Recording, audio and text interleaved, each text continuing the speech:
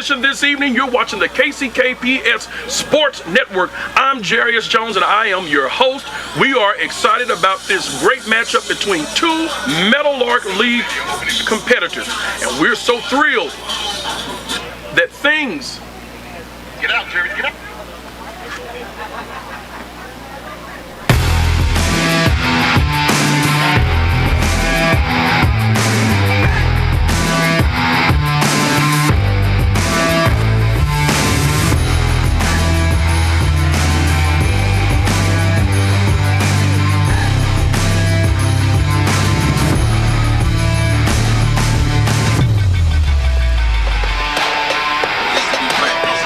We are so happy that you all have joined us this evening. We have a great competition. I am joined by my good friends, Coach Mo and Coach Brian Watson. Hey, you all, before we get started, because we know the game is getting ready to start, I want you all to talk to us about the teams that we're going to see tonight. Coach Mo, tell us about the visitors. Well, the Washington Wildcats, they're coached by Cameron Big Cam I.M. Smith, an alumni. He's a former University of Minnesota football player, and he's pushing his squad to play fast and physical football. Cam brings a lot of energy, and that's good because his young team, they started off with a win. We're going to take a brief message, and we're going to go to commercial. We'll be back after this. At Quindero Elementary, a new lesson plan is in session, one that could mean the difference between life and death. How to do CPR when someone's in need of help, if they pass out or something. Because somebody need help, you gotta know what to do. So what are we gonna do? First thing when we know they need help, what are we gonna do? All 350 students, yes, even the kindergartners, were trained in hands-only CPR this spring. It's something that school leaders want to build upon each year. Starts to build that confidence, and even if they can't do the hands-only CPR in the moment, it still builds that confidence to call 911 when someone needs help and to, help somebody else through it. And it just starts building that response and that thought and that confidence. These classes may sound a little different than a CPR class from the past. Stayin' Alive was always the suggested tune to help keep the correct beat. But today's 10 and under crowd doesn't know that one as well. Enter Baby Shark. And there are lots of songs that are 100 to 120 beats a minute that you can use, but because Baby Shark really just sticks in the head, that's the one I chose. PE teacher Amelia Kovac organized these classes because she has seen firsthand why knowing CPR is essential. Several years ago, when I was a classroom teacher back in 2017, I was saying good morning to all my students as they were entering the classroom. And one morning I had a student who was 5 years old fall to the floor and have a heart attack. I didn't feel like I was prepared or ready for that, and I want these students to be ready because you never know how old or when or where something like that's going to happen. And now, thanks to this training, these students are empowered to take steps to try to help save a life. If somebody in my family passes out or something, like I could just do CPR on them.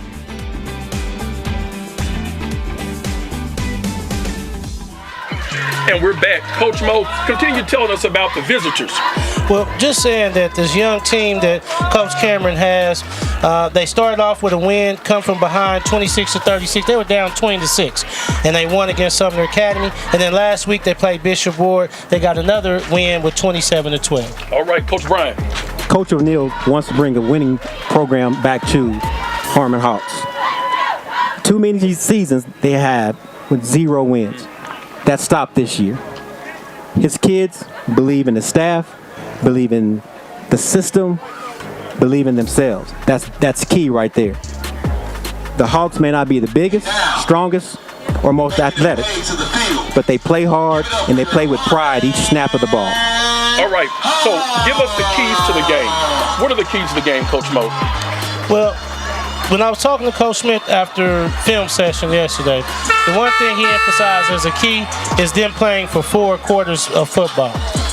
I believe that Washington is going to come down to controlling the tempo, and then they got to win the LOS battle, line of scrimmage. Got you.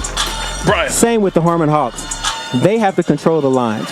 They have to push Washington instead of being pushed by Washington. All right, if we can get to some of those players, some of the key players that we may be looking out for on both sides of the ball. Who should we be looking for? Well, with Washington, there's two players come in mind. On offense, you got to keep your eyes on number 5, Cameron Fields. He had an electrifying start to the season, highlighted by a 95-yard kickoff return to his house and a jaw-dropping 99-yard rushing tutty. That's the longest in Washington history. Gotcha. Now, on defense, number 3, Jalen Washington. He's a playmaker. And through the first 2 games, he racked up 3 interceptions, 105-yard pick 6. He leads the state of Kansas in return yards at 140. Okay, Coach Bryant, real quick. On the Harmon side, we're going to go with the 2 captains. Number 1, Mike Hammer, and number 80, Isaac Tova. Okay. All right then. So hey, you all, before we get started, predictions. I'm gonna let B go first with Real this. quick. Well, again, Washington has won twice on the road. They have the experience of winning on the road. I have to take Washington 35-6. Coach Mo. I think they're trying to change the culture here at Harmon, but it doesn't change today in this game. Washington's offensive firepower will be too much for them. I really believe Washington wins in a landslide. Well, you know what? My prediction is that we get started with this game, gentlemen. Okay. And so we're going to see what happens here on the field. Ladies and gentlemen, we ask you stay tuned to this broadcast. Invite individuals to come and watch. You're watching the KCK Sports Network here on this station. We're going to have a really great team that is before us, and we're just thrilled to be a part of this. We're thrilled about the production crew that's making this happen. We congratulate both teams for getting ready for this game. We appreciate the principals, the leaders of these fine schools, and we just think that it's going to be a fun time. You know, all 3 of us are graduates of Kansas City, Kansas Public Schools. You 2 are Bulldogs. Boo, boo. Once a dog. Always a dog. Oh, yeah, that's absolutely correct. And I am a proud FL Schlegel Stallion, but yes, I taught Bulldogs. So I spent my 7 years teaching them. I guess he dipped his toe in the school a little bit. Dipped his toe in it. Hey, I understand the great tradition of Wyandotte High School, and so we get a chance to watch this game without good football here, and I believe both squads are going to show up. Coach, it's interesting that you did say that, hey, Coach O'Neal wants to win. Now, I got to say this is a great night for football. The temperature's good. It's a great stadium here. I do have a little tie to Harmon. You know, I used to coach basketball at Harmon for 4 years, so I got a little tie to Harmon. Hey, okay. Look, just a little bit. Just a little bit. Yeah. All right, well, we're getting ready for kickoff. Let's go. Hawks are going to kick. So Washington's receiving first. They are receiving first. Now this is the game of the week for KCKPS Sports Network and Hot 103J. That's right, they are here. Mr. Fears is here. There goes the kick. Washington's off with it. Uh-oh, he got a block. He's done. He got a block. He's done. He got a block. Get the jelly out, because he's He is taking it into the house. Oh, the first play of the game. Touchdown, Wildcats. One touch. Kickoff return. Let me see. Do they say one touch down? One touch down. There we go. Nice run. Now, what I really want to bring out is the block. Yesterday, Coach Smith was talking about the blocks. I just seen 2 things he talked about yesterday in this kickoff return with the block. I believe in that film session. See this replay here? And he's got good eyes. One thing he's doing now is he's letting his eyes lead his feet. That's what Coach Smith teaches. Let your eyes lead your feet. They're reading. He's reading where his blocks are going and playing off of that. Extra point. That was a great run by Nick Carter. Puts it up. The extra point is good. 7-0, just like that, with less than 20 seconds elapsing. Off the clock. Now, Dr. J, B.Y., I told you it might get lopsided. What we didn't talk about, and I'm going to put this out here, Dr. J. What we didn't talk about is the underlying battle of the coaches. There's always an underlying battle of the coaches. Talk to coaches us. to each other. Coach Smith, we had a huge battle when I was at Arrowhead and he was at Northwest. Great friends. Just want to, compete against each other and push each other to compete. That's what's happening here, and I think that's what has been missing a lot of times in our Meadowlark League, is that the competition between the coaches, and it's not a bickering or not anything in animosity or anything like that. It's just competing. Let me push you, you push me, and we want the best for our teams, and we want to compete, not just with each other, but we want to compete outside of our league. That's right. And that's what both of these coaches want to do, and I can see it in the way that the teams react to each other. Coach O'Neal brings that Texas mentality to Kansas football. Yeah, he does. So he wants everyone to know how great Texas football is. Yeah. He wants to make Kansas football the same way. Right. And we can't forget that Coach O'Neal, he played college football too. He played at Mo Valley. So he's a collegiate football player as well. He played running back there. So he understands the game he plays. He brings that same type to the Hawks. Great minds. Yes. After the kickoff, the Hawks will start their first offensive plays at the 30-yard line, 1st and 10. Now this is where I was saying the Hawks offensive line has to hold up. Handoff. Not much room there. In fact, it looks like maybe a loss of 1 yard. Yeah. There was no blocking on the outside. Yeah. This one thing we used to always say, Dr. J. If my running back can't take a step before he ducking, somebody ain't doing something in front of him on that line. Oh, my. So what B. Watt is saying, that line's got to push off, because one of the best things about a Cameron Smith football team is them D-ends and that line. I'm going to tell you, I'm telling you from personal experience. He's got the best D-ends, I would say, in the county. There he is. Great move. Another running play. He picks up about 2 yards. Ball carried by number 21. You got an injured player, it looks like. Ball was carried by Darian Myrick, but there is an injured player. Looks like it's a Wildcat. That's on the turf. Hate to see that. Injury timeout. Who is that? All right, hey, we're going to take a quick diversion and go to Pep Talk. Stay tuned, and we'll come right back with live action right after this.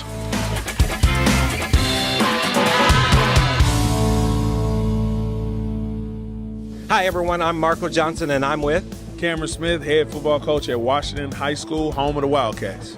And this is Pep Talk. Okay, Coach, what's your anticipation? How do you see the season going?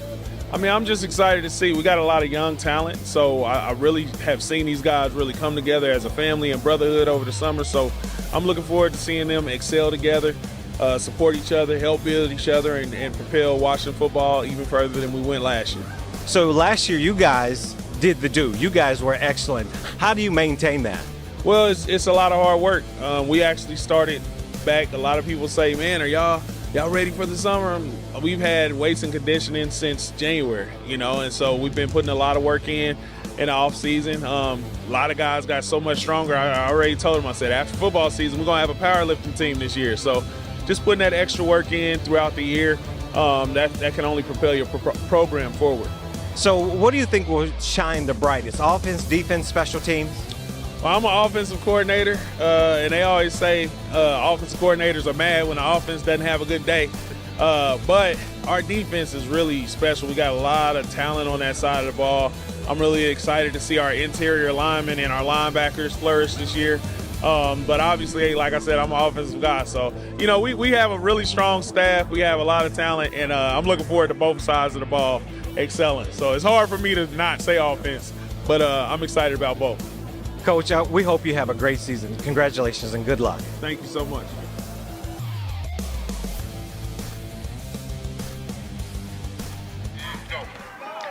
All right, and welcome back. You just missed the third down play.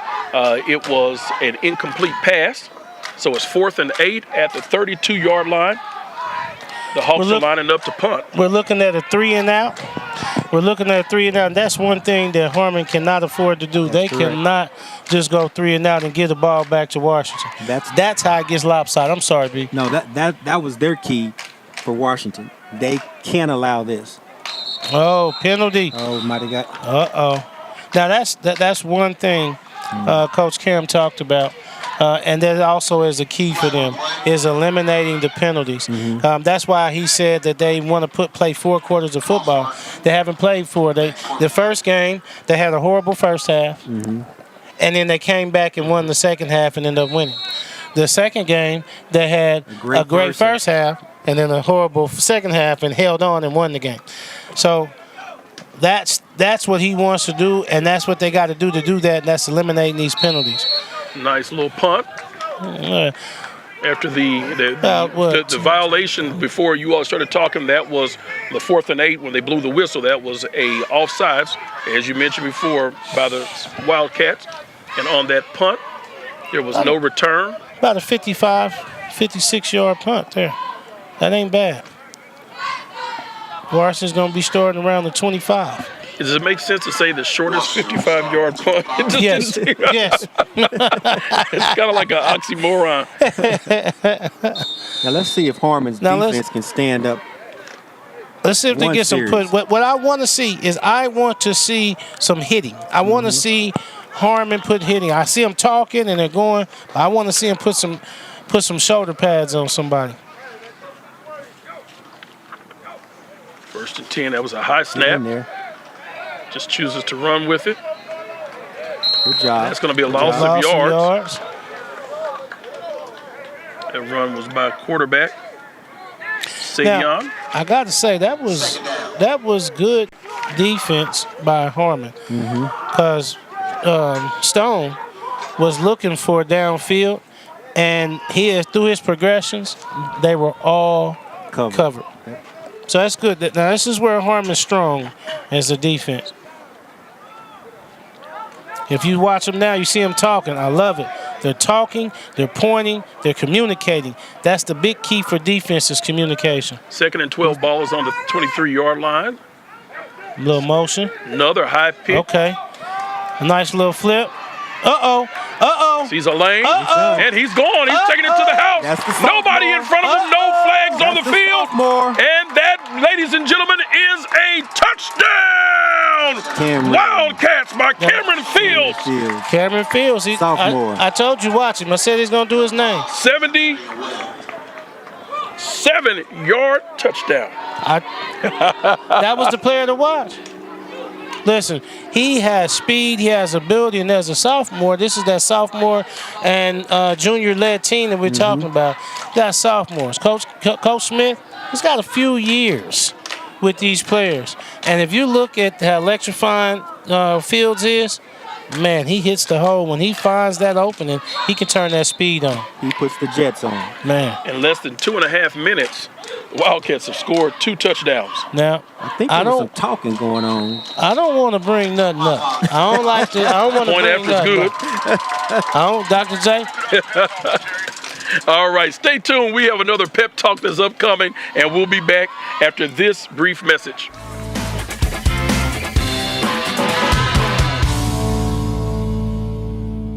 Hello, everyone. I'm Markle Johnson, and I'm with Head Coach Keith O'Neill, J.C. Harmon High School. And this is Pep Talk. So, Coach, what are your expectations for the upcoming season? I'm expecting us to have a better year than what we had last year. Last year, we came off we had a 1-win season. This year, with the talent that we have this year, I think we can pull off multiple wins.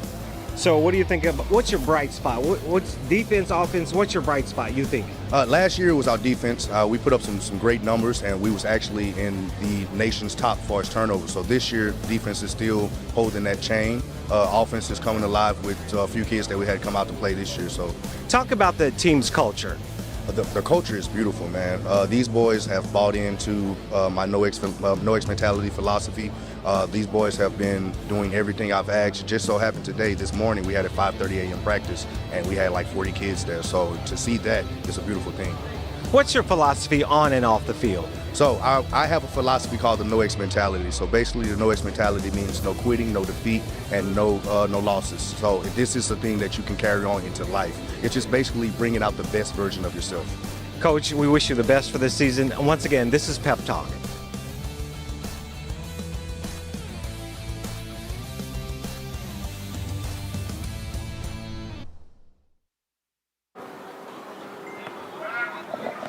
And we're back. One cut. Uh-oh. We have a kickoff. Return by the Hawks.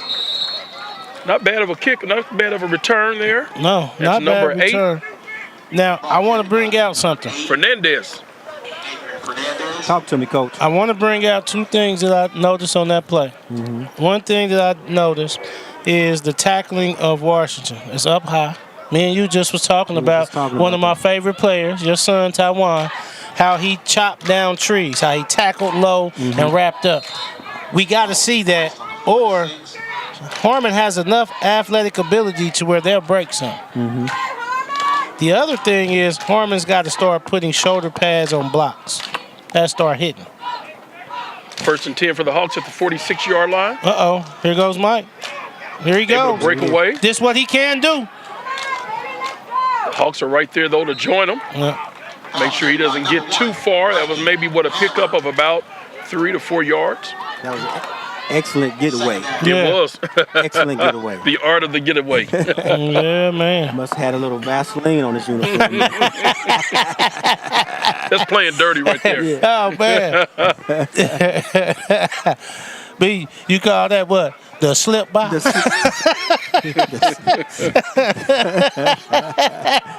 Coach, I reached out, I grabbed you. He just slipped by. I told you not to eat the popcorn before the game. I think they may need some help there on the chain game because they keep moving. And the refs are having to Man, that's a low snap. Very low snap, but they got to get those snaps up. Now, I'm going to just tell you. When you are playing a Cameron Smith coach team, those ends are on fire, man. They're shooting right in. They're on fire. If you have slow on that snap, low, whatever, that is going to disrupt it. So they got to just do better on that. And they got to do better on hitting them first. They are allowing Washington to hit them first. I was just getting ready to say that. Okay. If you watch Washington's defensive line, watch them push that offensive line back and get in the backfield. How many's back there? The whole line is back there. Man. And what I'm saying is, well, you know this, Dr. John. If a man hits you, what you going to do? You got to hit him back. You got to hit him back. They got to start hitting back. And I mean that in a good way. This is football. You got to start pushing and hitting them. Pushing, you know what I mean? That's football is about hitting. You got to start hitting and getting out. They got to start firing off the ball. They're not firing off the ball. They got to do that to be successful. This is something that Coach O'Neal said in the practice that we went to. Yeah, he did. If you allow them to hit you, he did say and that. you don't hit back, you're going to be on your butt. Yeah, he said it. Now, one thing I do got to give Coach O'Neal credit for is he is teaching football. He's not just running the play he is really teaching football. Uh-oh. There's a fumble. A fumble. Wildcats recover. Coach Cam got his hit. Got his hit. He said it. That's what he said. So there's a turnover committed by the Hawks, and that was... I want to go back and say this because I really want to stress this. Coach O'Neal is really teaching football at Harmon. We were at the practice on Wednesday. We saw football learning. We saw football teaching.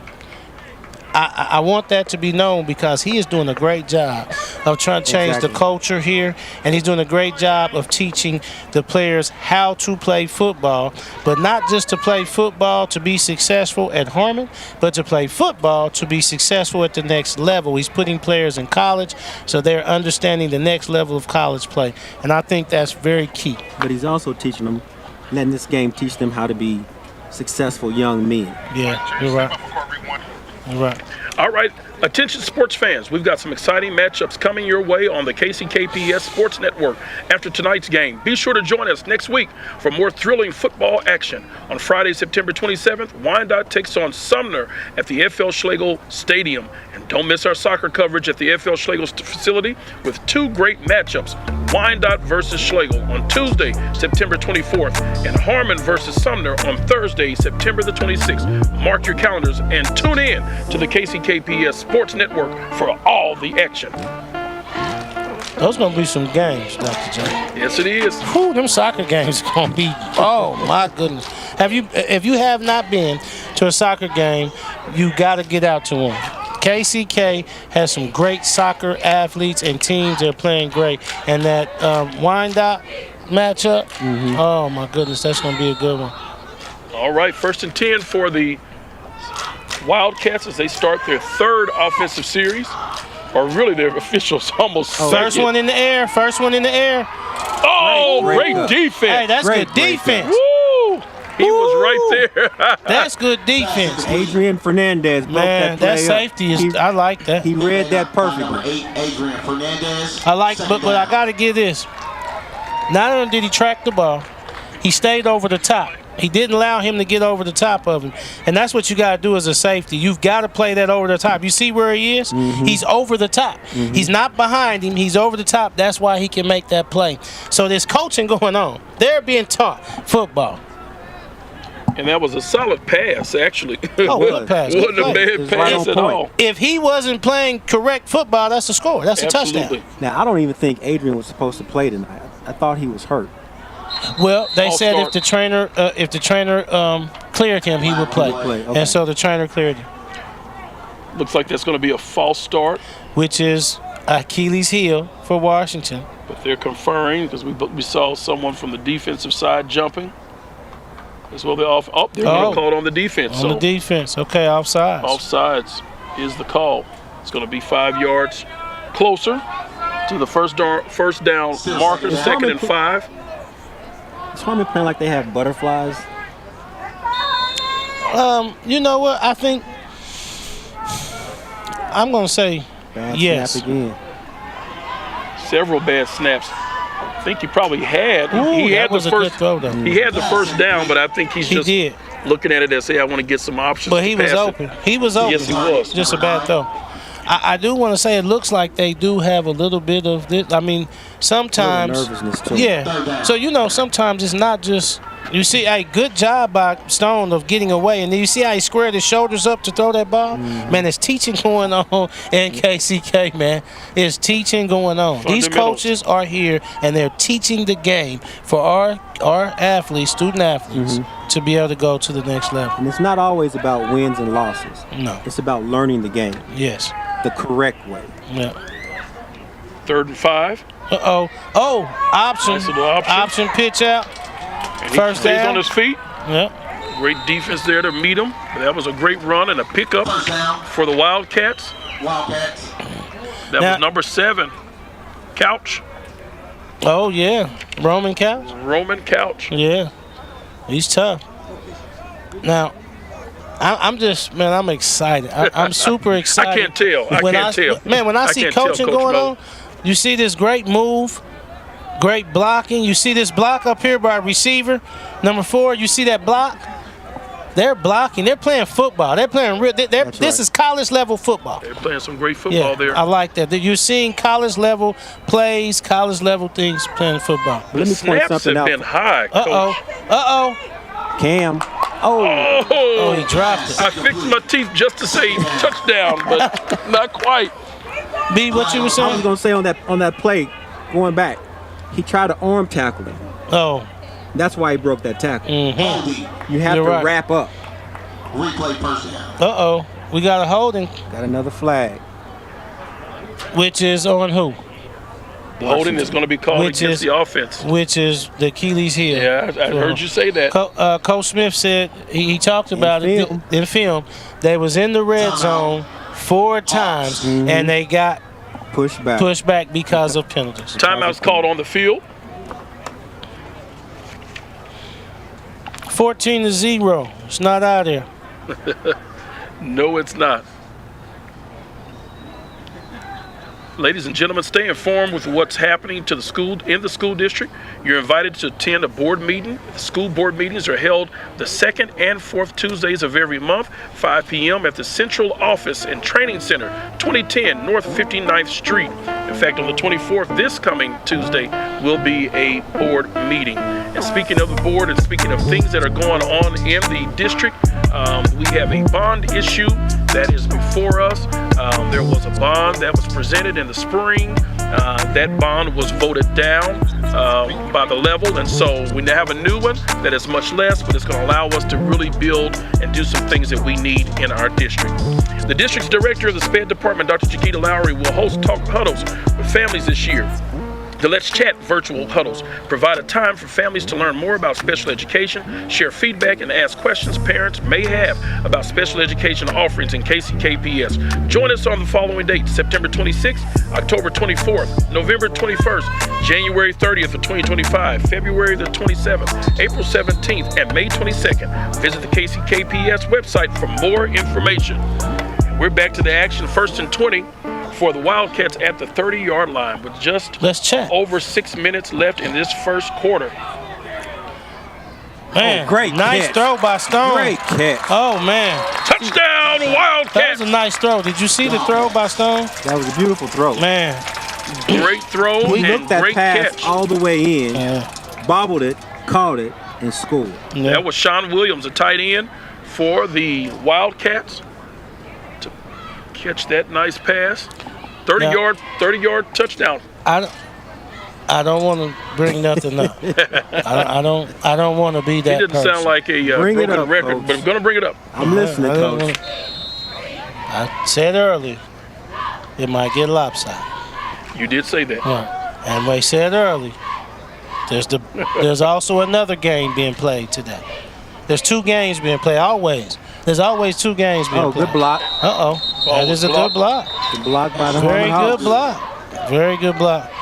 But there's always 2 games being played, Dr. J. Mm-hmm. It's the game on the field, and then it's the game on the sideline. This game is more about the sideline. More about the sideline? Oh, it is. Okay. Yeah, it is. It's You more see about here, the sideline. It's a point after the touchdown was blocked. Good block, man. It was a He got great in block. there. Good block. Now, if we can get that, Man, push. if they can get that push, they can do something. they can do something. Yeah. It's 20-0, 6:01 to go in the second quarter.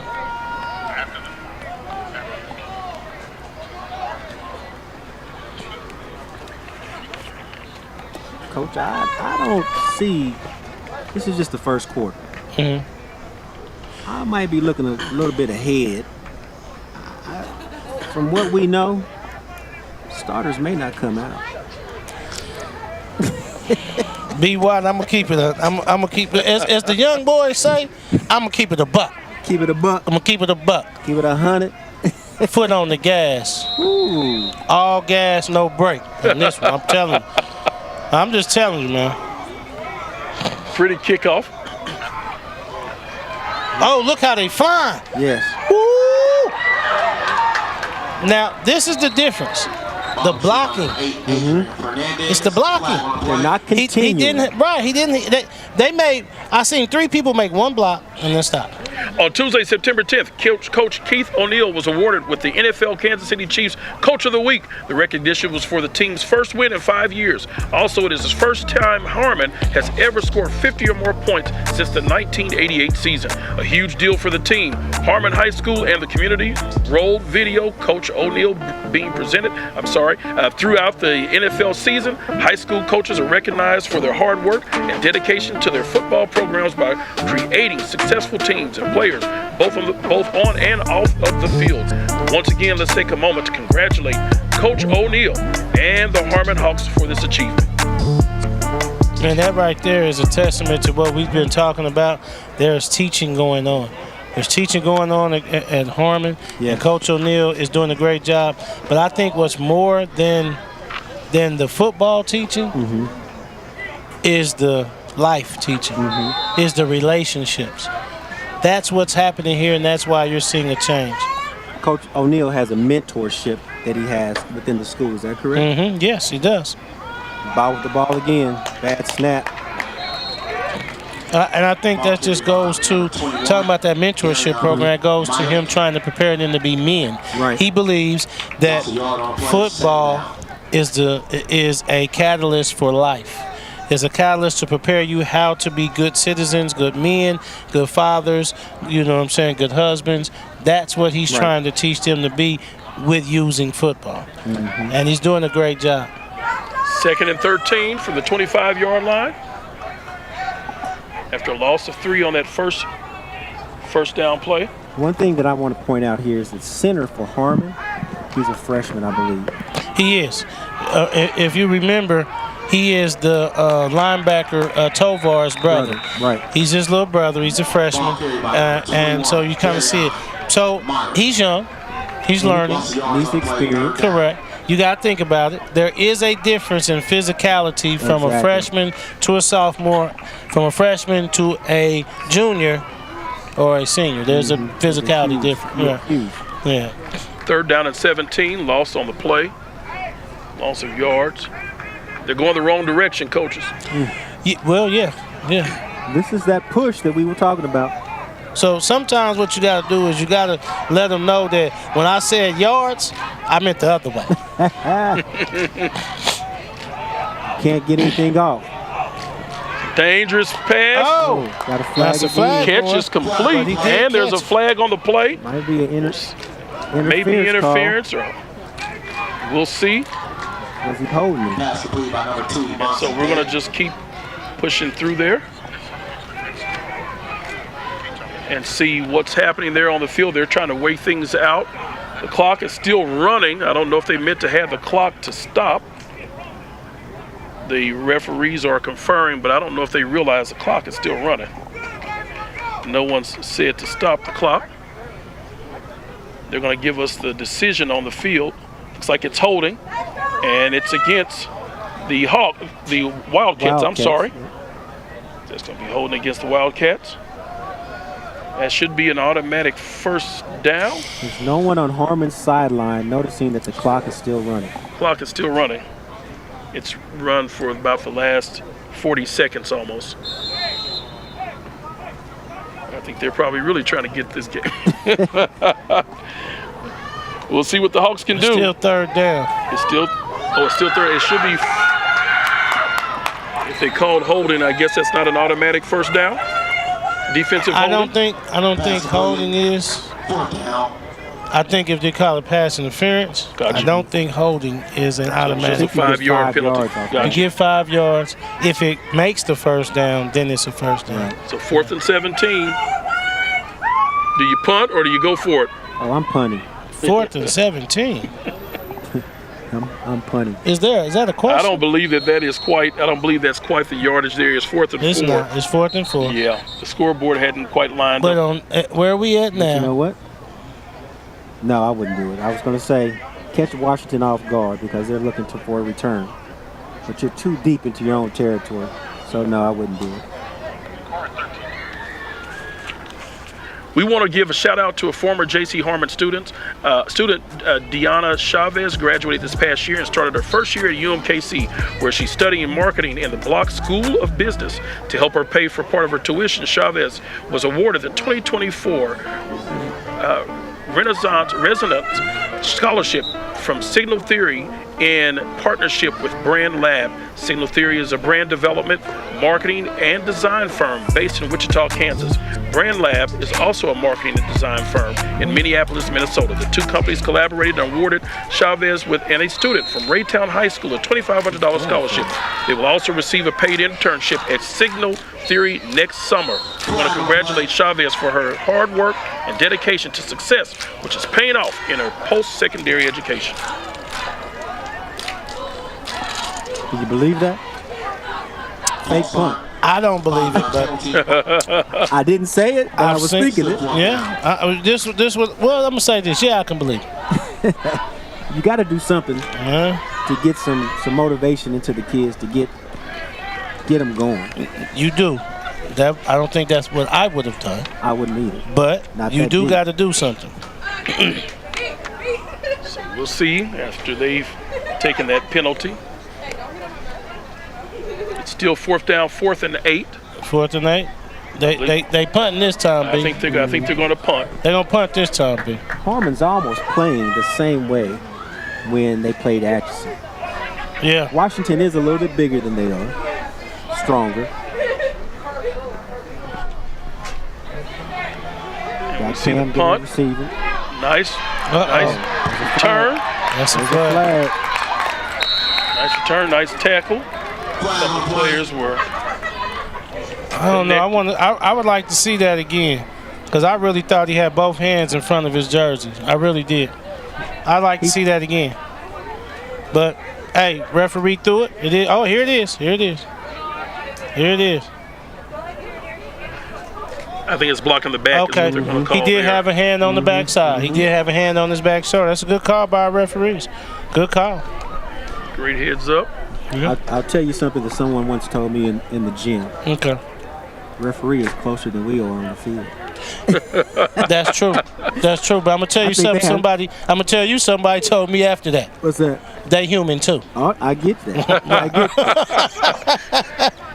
You all hear how these Bulldogs go at it? That's out of love, man. They don't back down. We bark at each other, but bet nobody else. There you go. You are watching KCKPS Sports Network. Man, it is a great night for football, Dr. J. It's an excellent night here. Listen, would you even believe that we got a stadium out here with lights? Turf. You see what I'm saying? Not grass. Beautiful Not turf. grass, turf. They got to come out and see this, man. We need support. We need to get out nice here. Nice crowd out here tonight, too. It is a nice crowd.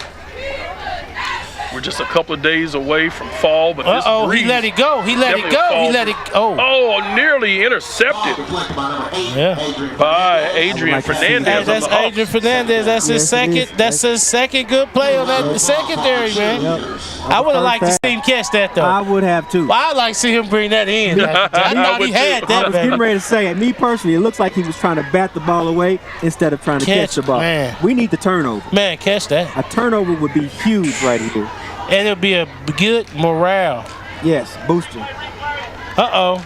We see him throwing now. Look at him. Let me look at his hand. Look at him there. He tracked that down perfectly. And he batted it away. That's nice. That's a good play. Excellent play. Uh-oh, he kept it. He kept it. Now he pitched. Nice play there. Ooh, I tell you what, pick up of a first down. Hey, that's a testament to quarterback Savion. It's a testament to his ability to read. You see how he kept the first one and still was able to keep his distance? I like that. Look at this. Here it is. Oh, nope. Now I'm going to give it to you. Roman Couch did a great job. He threw the defender right into him. Sure did. Yes, he did. Good job. Under a minute to go.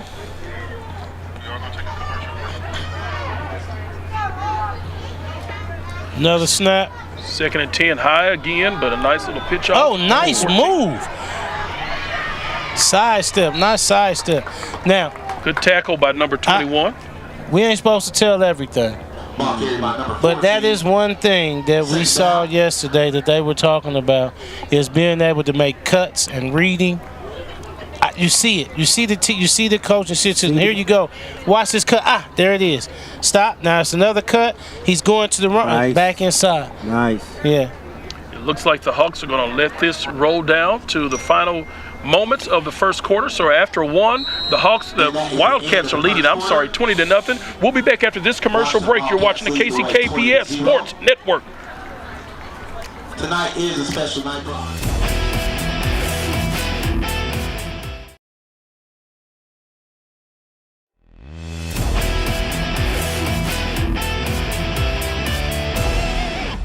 Hello everyone, I'm Marco Johnson and I'm with Nick Carter from Washington High School. And this is Quick Hits. Okay, Nick, tell me how you see this season going this year. I think we're going to be good. We're going to play some good football. We're going to compete this year.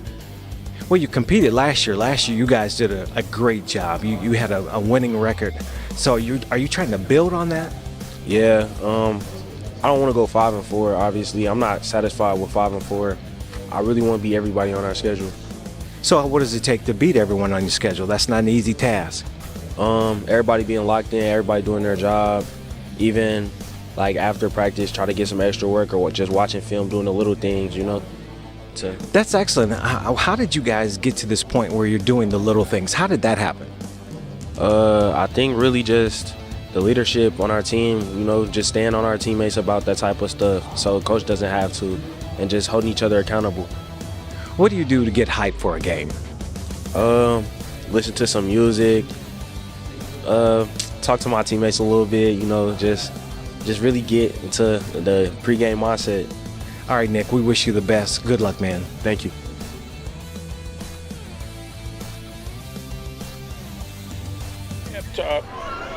You gotta tell them. No. And we are back. There's a flag that's being thrown as the quarterback keeps Great it. tackle.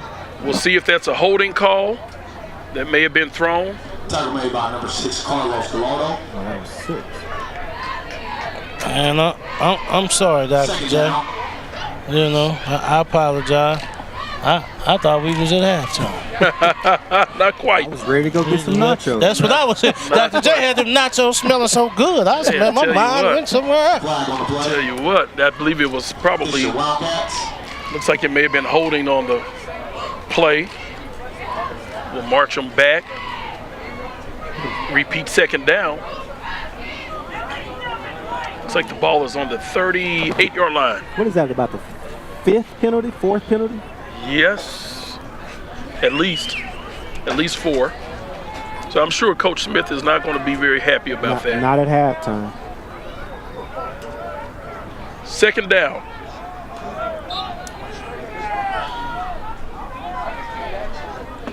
That snap almost caught him. And that's what the issue was last time. Another holding. And that's what the issue was last time. The penalties with on the offense, those bad snaps. But you know what? You know what the good thing about that is? You can fix those things. Like all those things are things that you can fix with practice and work. Like you can do that. More repetition. Exactly. It can be fixed. You have to do that. Yeah. And a lot of things we're seeing on Harmon's side is more repetition, more experience as well. Harmon's a young team. And I'm excited about what's going on in KCK because we have teaching going on, coaching, and we have response going on. When the players and the youth are responding to the coaching, responding to the teaching, that's when you start seeing, a difference. When they're soaking up what's being taught to them and applying it in their actions. Now I'm gonna tell you this now. Watch the wide side of the field. Oh, it's wide open. Watch the wide side of the field. They're there to meet him. I believe that was number 21 once again for the Hawks. That's Myrick on the play. Not fooled. That's called setup. We'll see what they set up. Let's call setup. Third down. They're going quick, too. Oh, yeah. He ain't passing. He running. I told you, watch the wide side of the field. He's still on his feet, but several Hawks are there to join him. But a nice chunk of yards that he's picked up. He's gotten back into the original line of scrimmage. Yeah. Got all that back. Now you got 10. 4th and 10. I'm going for it. You going for it? I'm going for it. On that side? I'm going for it. Timeout I'm gonna be called. It's an official's timeout. And they're starting back up as we get ready.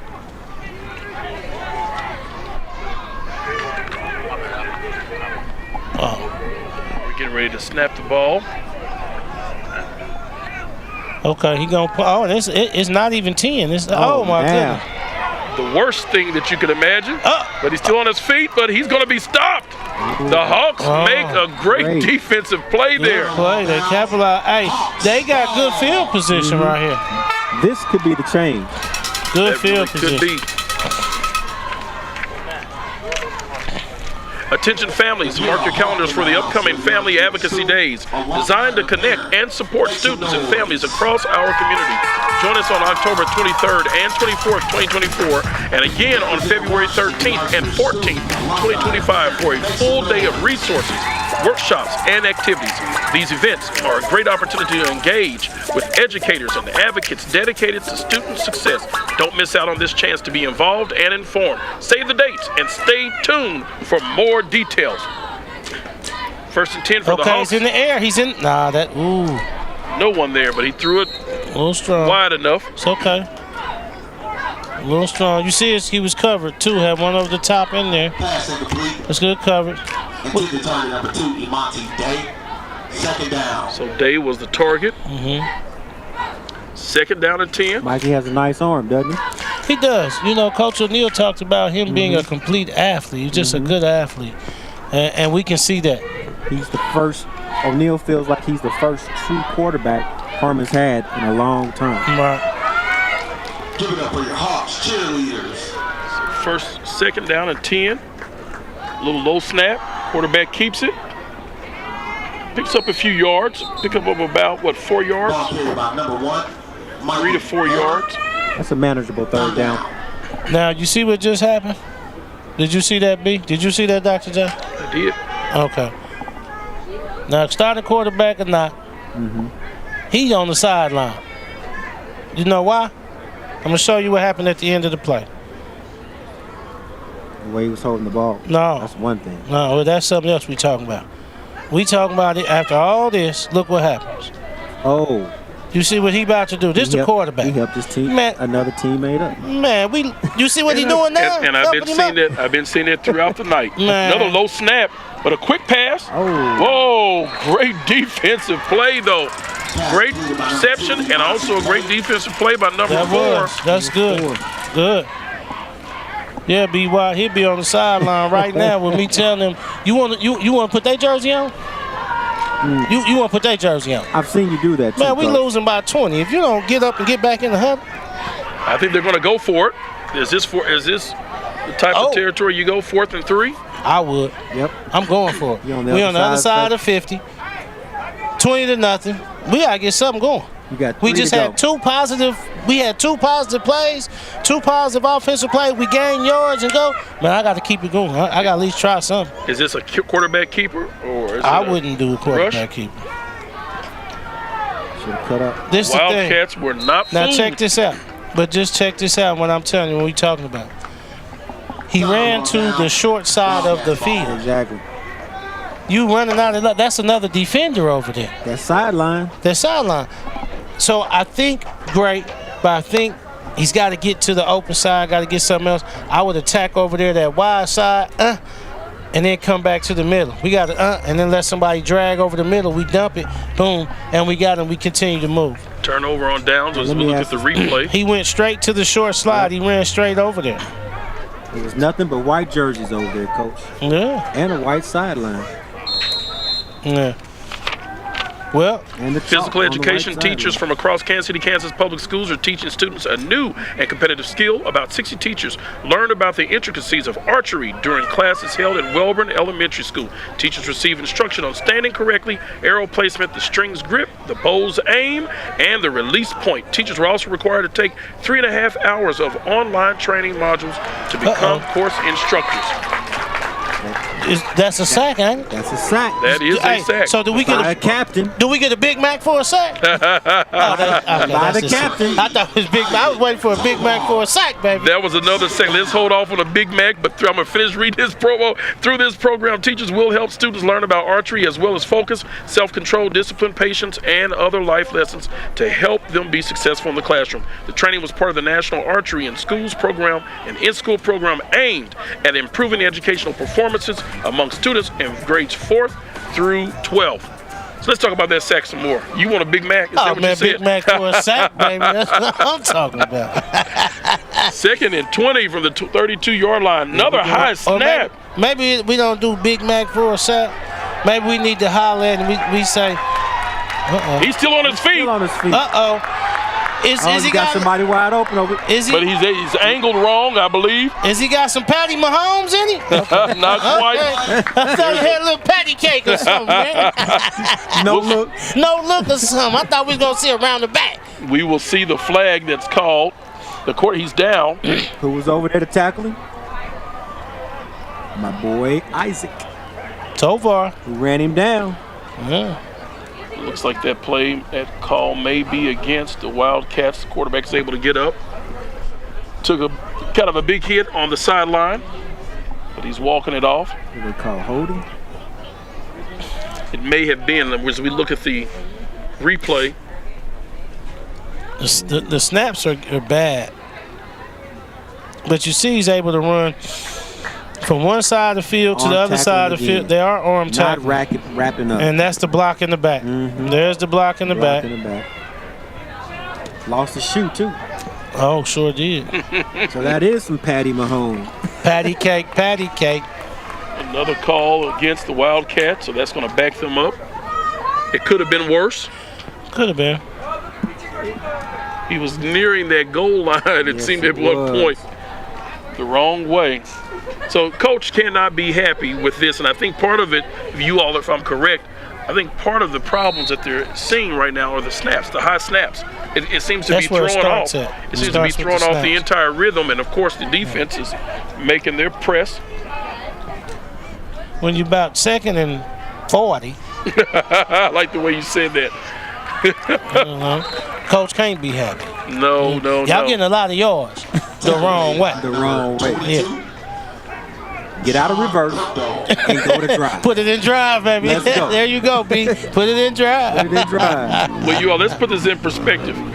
The first down, to get a first down, they need to get to the Harmon Hawks 48-yard line. Correct. And they're currently at the 25-yard line of their own. So third and quite a distance.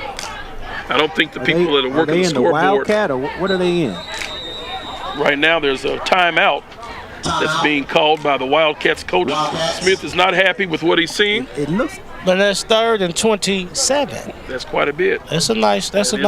That's a nice chunk of change. It's a nice chunk of change. So we'll see what they can manage out of this.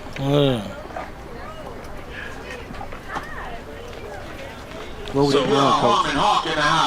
You know, to be honest, depending on what you got, but with what I think he has, man, I would take whoever is my best receiver, and they be wide to the wide side. I'd bunch the other ones over here to the short side, and I put him one-on-one. And then I just let him go. And what I do is I'd have a motion coming from that side to the short side, and then just let him go one-on-one and just see what he can do. You know, because I believe one-on-one we probably can beat one person. So that's what that's just something I would do. We back to small for Harmon, so off of play action though. Exactly. Got to be a play action to pull that safety down, linebacker freeze. Let him go. Got Cam in they were looking for. He's still on the feet. They on that side. And he's on moving. that side. Just ran out of real estate. He attacked the wide side. That's what you got to do. Attack that wide side. Some good yards were picked up. Give yourself a chance to run. Yeah. You got to make them stretch you to the sideline. Because see what those ends are taught to do is don't let anybody get outside, keep you running. So you got to test them all night. You got to show, and that's the same thing I think Harmon should do instead of being afraid to attack the ends. Because I know Washington's got some good ends. Let's look at this replay. I'm sorry. A little trickery. A little try trickery. Good running though.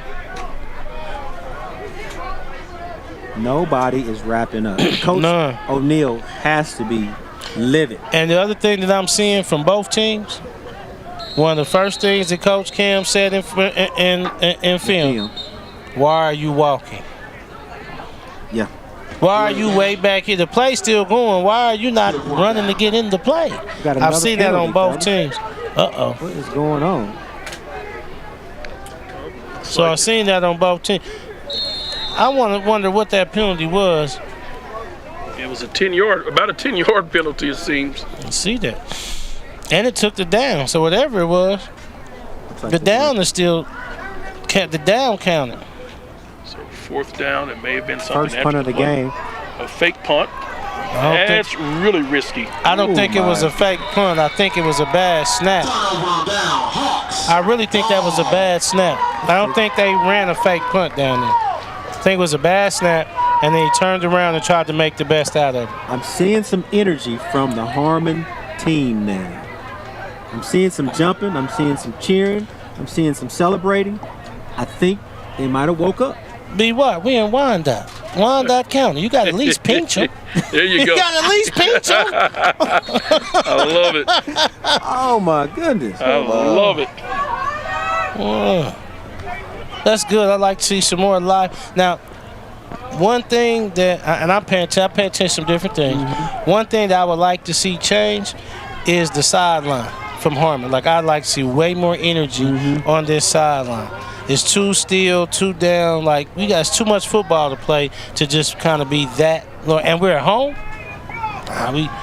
Where's the cheerleaders? I can't hear the cheerleaders. I can't hear. Like, we got to get something. You know, right now, listen, I'm going to just tell you where we be at. I be talking to the cheerleader sponsor and say, we going to win something tonight. Yes. Y'all better get to cheering and y'all get on their heads and just get the crowd in there so they something. Yeah. We got to get to something. We winning something. Well, you know what we've noticed, though, and you all talked about this, about the teams. We know that Washington is a strong offensive team. But you also talked about how the defensive squad for the Hawks has gotten better over the season. We're seeing it improve just throughout this game right here. These last two possessions, we've seen an improvement in the Hawks from the very start. You can't really count the very first one. That was special teams giving up the kickoff return. But we've definitely seen a difference in this team. It's thrown them off. And also, too, I think the high snaps have not helped the Wildcats. They haven't. But that was a good run by quarterback Mikey, but they got to get some better blocking. Like, we got to get a little more blocking. He's running hard and going, but before he can really even get to the line of scrimmage, if you notice, their running backs or whoever has the ball are having to make the first man miss behind the line of scrimmage, and then by then, you see his first man. Now he's trying to stretch it out because he doesn't have the blocks, and that should have that little gap right there that they can go through. Get in. Third down. Nope. He don't even know where it is. That's our guy, Washington. That's Washington. That's Washington. That's the ball hawk. You see this replay? Let's see it. Ball's in the air.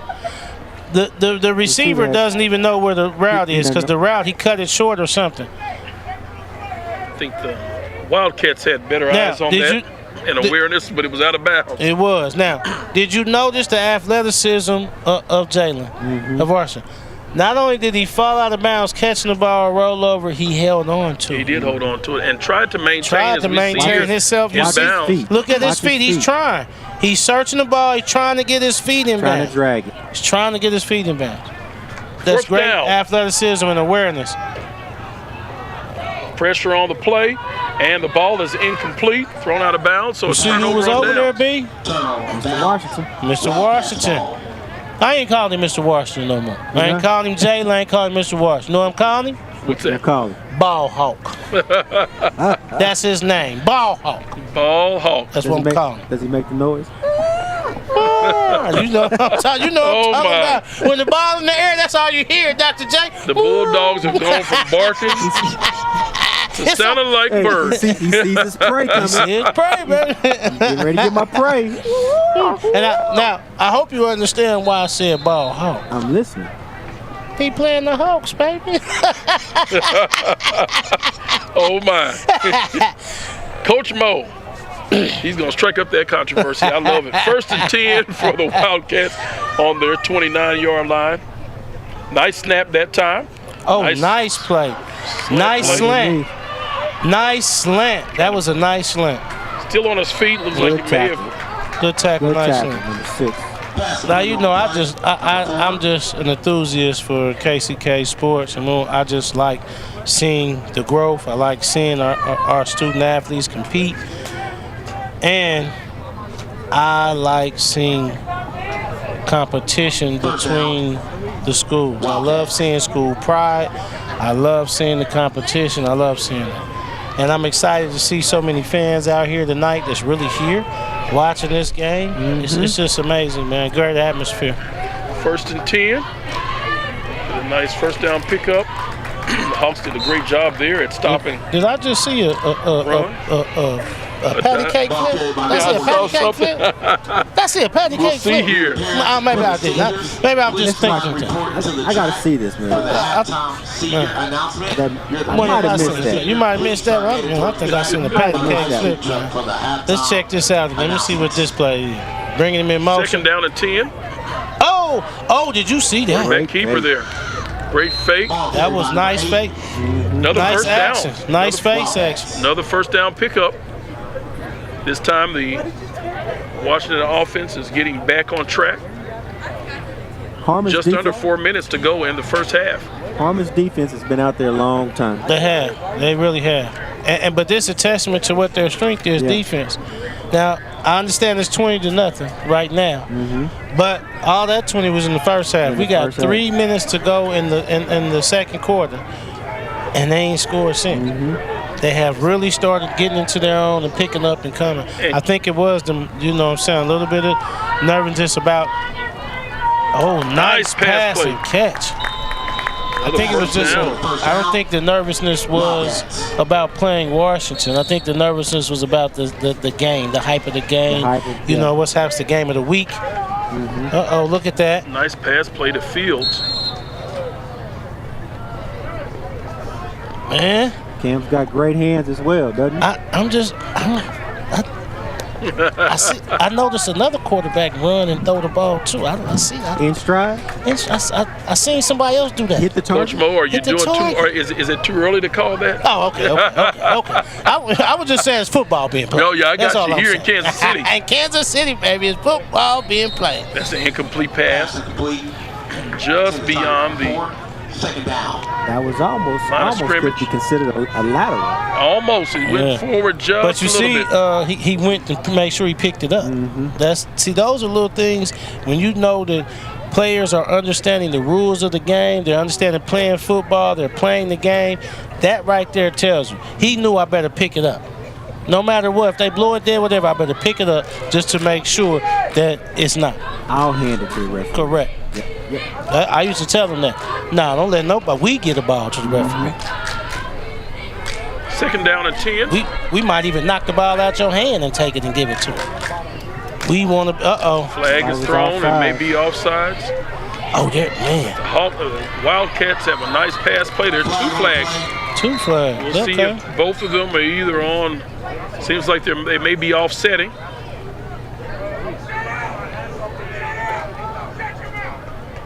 No. You hear what Coach Cam said. You heard what he said.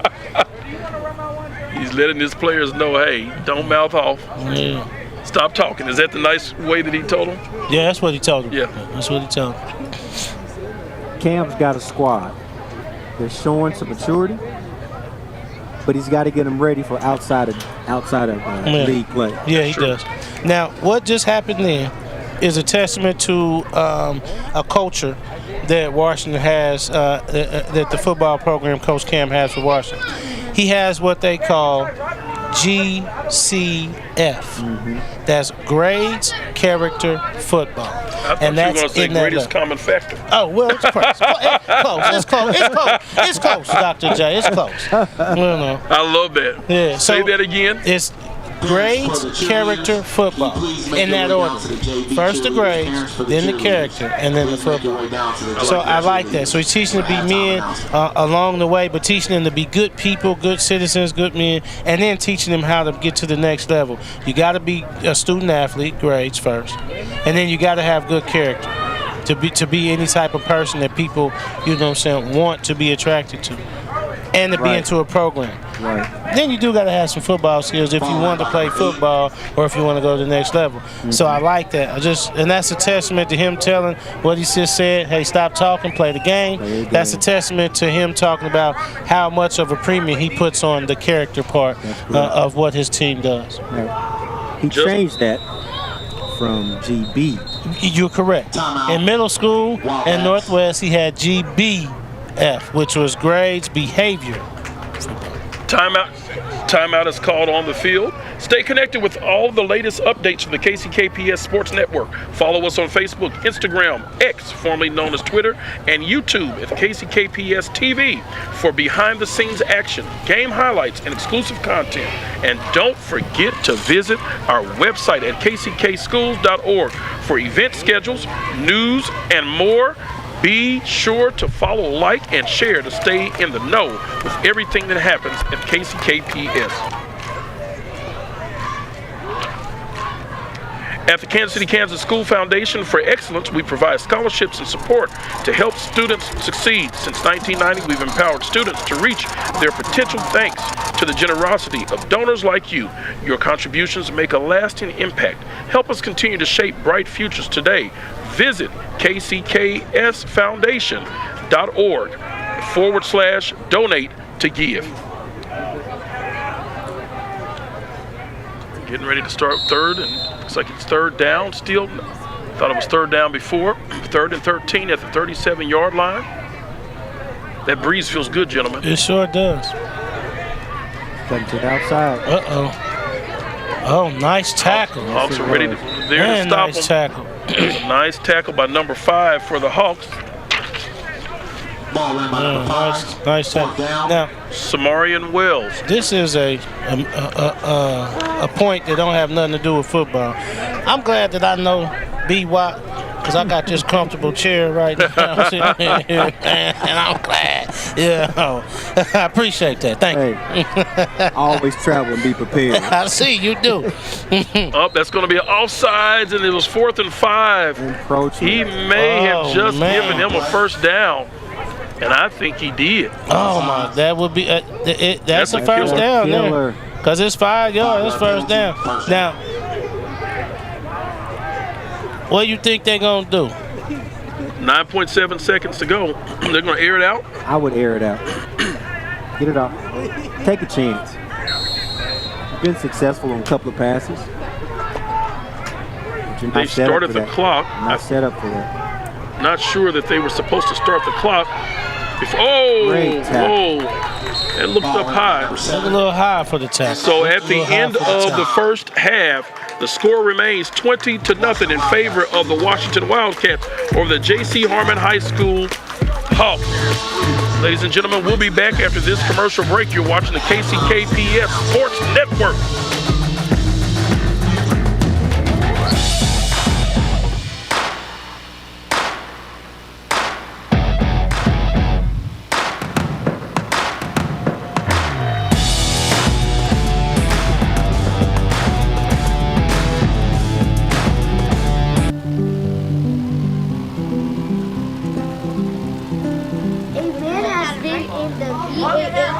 Right now we're just doing like poetry about traveling, and like this is like the first poem that I really understand. Poems weren't really my thing in 4th grade. I think they like seem more interesting in like 5th grade. Later on, he studies cap code for a moment. My class does different things from the other classes. We meditate. Today at morning meeting we were sharing icebergs. If you don't know what icebergs are, icebergs is just basically like you can see the top of an iceberg, right? That's you acting happy. The bottom is like all your feelings, all your emotions, what you actually feel. Since we were sharing that, we always meditate so like we can get off that, so we don't bring it to us and like bring it in our work. Every day, I'm gonna ask you, what similes and metaphors did you hear in music? The way I try to get better every day is like just paying attention, because in 3rd grade, I always had trouble paying attention, so like my grades were terrible. In 4th grade, it's like my teacher, Miss Maroney, she never let me give up. So like I started doing better in 4th grade too. And like in 5th grade, I'm getting better every day, like just by just meditating, because meditating helps me too.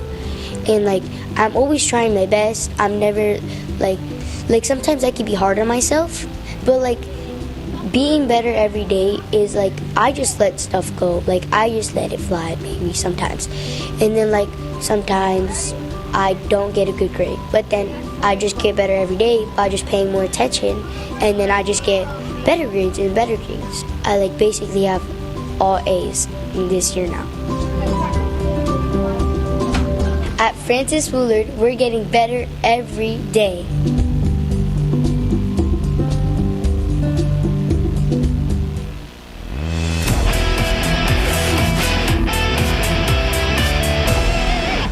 Hello, everyone. I'm Marco Johnson, and I'm with Nick Carter from Washington High School.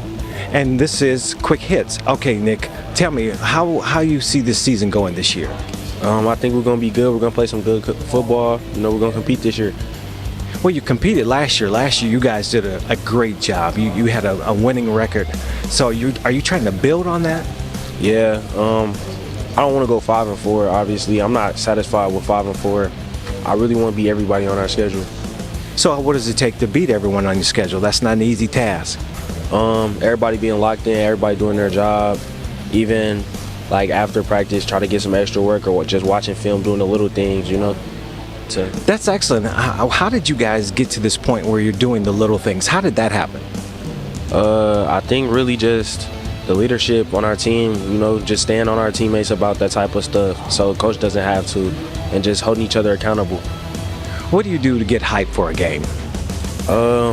Listen to some music, talk to my teammates a little bit, you know, just really get into the pregame mindset. All right, Nick, we wish you the best. Good luck, man. Thank you.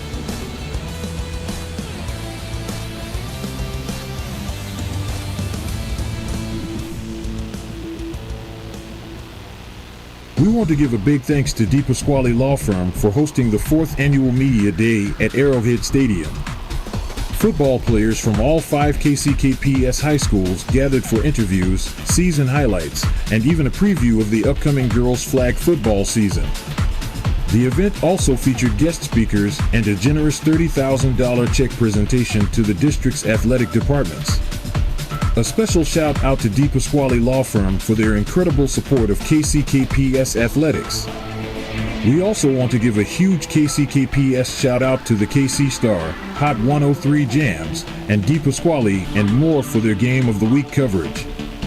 The KC Star is holding its weekly poll to vote for your favorite student athlete, and Hot 103 Jams has relaunched their football Game of the Week coverage. Be sure to vote for your school's athletes and teams online at kprs.com and the KC Star's website.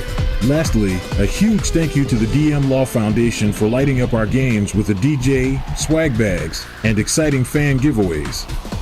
Let's make this season unforgettable.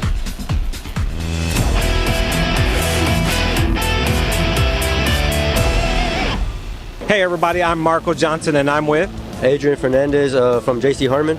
And this is Quick Hits. All right, Adrian, how excited are you about the season? Man, I'm very excited, man. I'm a sophomore and I'm just ready out here to eat and just grind and get harder, get better at the sport I love. Did you say eat? Yeah.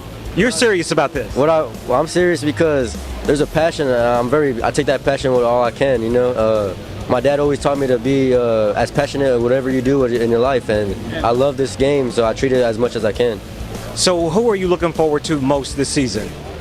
This season, I really want to look forward for everybody, but I'm not calling shots out because there's no need to call shots out, but at the end of the day, I'm ready for anybody that comes near me. I love that about you. So how have you prepared this off season?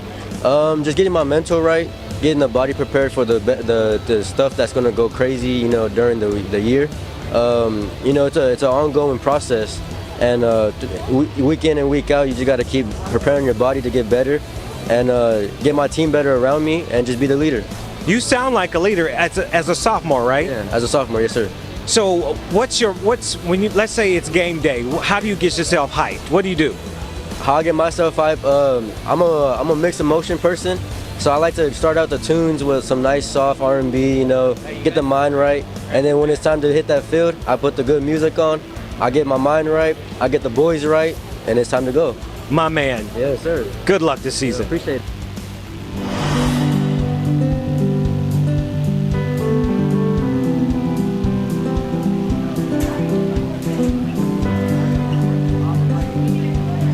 First, I ride the bus, and then I come here, I go to the gym, and then I just go to my first hour.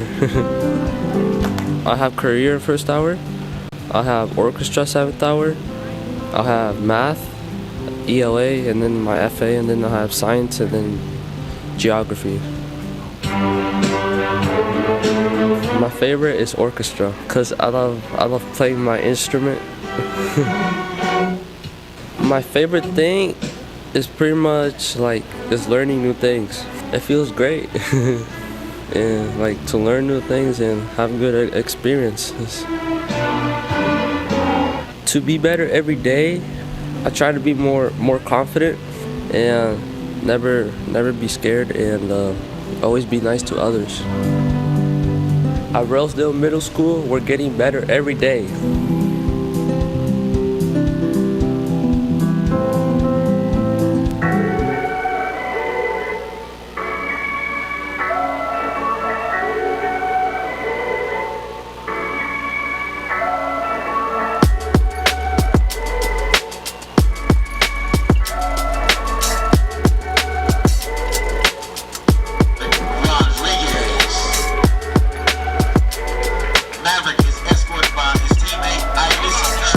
And welcome back to KCKPS Sports Network.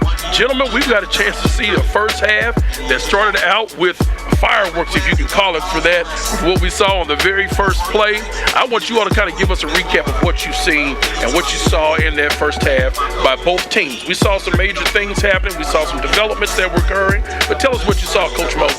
Well, for the Washington side, one thing that I saw is they jumped out to an early lead. The first quarter, they were on top of things, but then what their Achilles heel is, the penalties, slowed them down the second half, or second quarter. First quarter, they won 20-0. The second quarter was 0-0. So it was a win for both. So the defense of Harmon kind of got going too. So I think we're in a good ball game right now. It's 0-0 going into this second half, and both teams have got to eliminate turnovers, and then they've got to get some motion going. Okay. Coach Brian. If I'm Coach O'Neal in the locker room right now, I'm praising my defense. I'm telling them, had a little butterflies in that first quarter, but you got yourself together and you shut them down. You had them scoreless in the second half. Now we got to get our offense together. We got to get our offense so that our quarterback has a little time, like I talked in the beginning, has some time to read. He's running too much. He's scrambling for his life. You know, he needs to take out some life insurance because that defensive line is getting at him. Boy. We say life insurance. Yeah. Hey, so we've got two very competitive coaches. You've got Coach Cameron Smith, who played Division I football at the University of Minnesota. You also have Coach O'Neal, who played at Missouri Valley. So these teams right here, they've been in the locker room. They've been in situations where they've been down, where they've been up. If you're those coaches, what are they saying to their scholar athletes right now at halftime? What's Washington's? What's Coach Smith saying, Coach Mo, to his athletes? Well, right now, Coach Smith is not happy. He's saying, listen, we started out the gate 20-0, and once again, we turn around and allow ourselves to hurt us. We got to stop hurting ourselves. The other thing that I believe Coach Smith is telling them is, hey, where's the energy? We had energy starting and then we went down. What we cannot allow is a mindset to think that this game is won, that this game is over. It is 0-0. If we don't put more points on the board and play a better second half, tomorrow,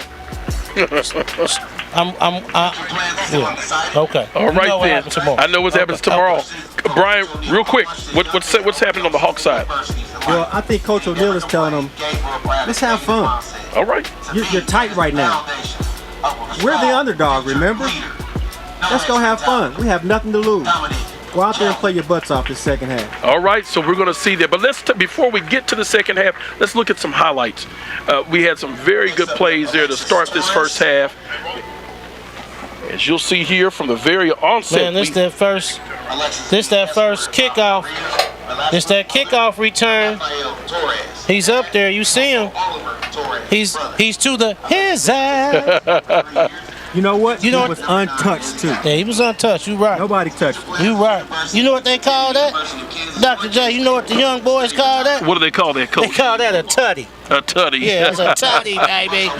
We see here the second touchdown of the game.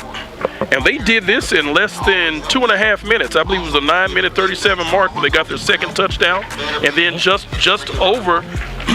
under 6 minutes, they were able to get their third touchdown. You see this next run? Another one by Fields. So at that point in time, 6 He minutes, turns that's up. just about 6 minutes under the game, and they're up 20-0 just like that. And then all of a sudden, the defense stepped up. Put a clamp on him. That's a good pass right here, and what you see is great this track defense. down. Man, you see that defense. Adrian played great defense right there. The Hawks defense woke up. Nice sack. Man, nice sack. And they got the ball. This is that fumble recovery. That was a fumble. Yeah, we going back to that no touch tutty. Well, hey, it's senior night here at Harmon Hawk Stadium. We're going to be back after this commercial break. You're watching the KCKPS Sports Network.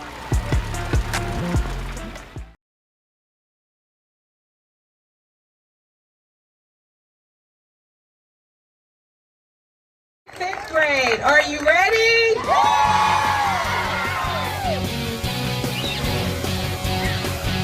This is Are You Faster Than a Fifth Grader 2024. The top 15 runners from all 28 elementary schools get to race Dr. Stubblefield in a 2-mile run. KCKPS believes that it benefits our students to see district leaders at the ground level, being inspired by them, connecting with them, and making memories together.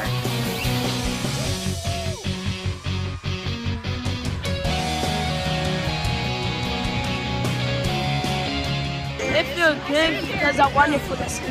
It felt like I was like in the real Olympics.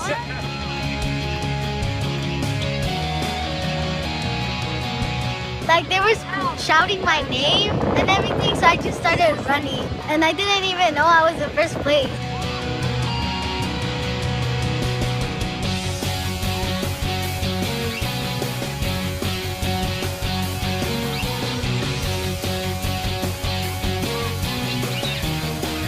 Of the 3 years I've done it, today was the hardest, but I finished, yay. It was a good race, the kids did amazing. This year, this is the class of 2031, which there are our marker for our North Star of 100% of our students graduating with a Diploma Plus.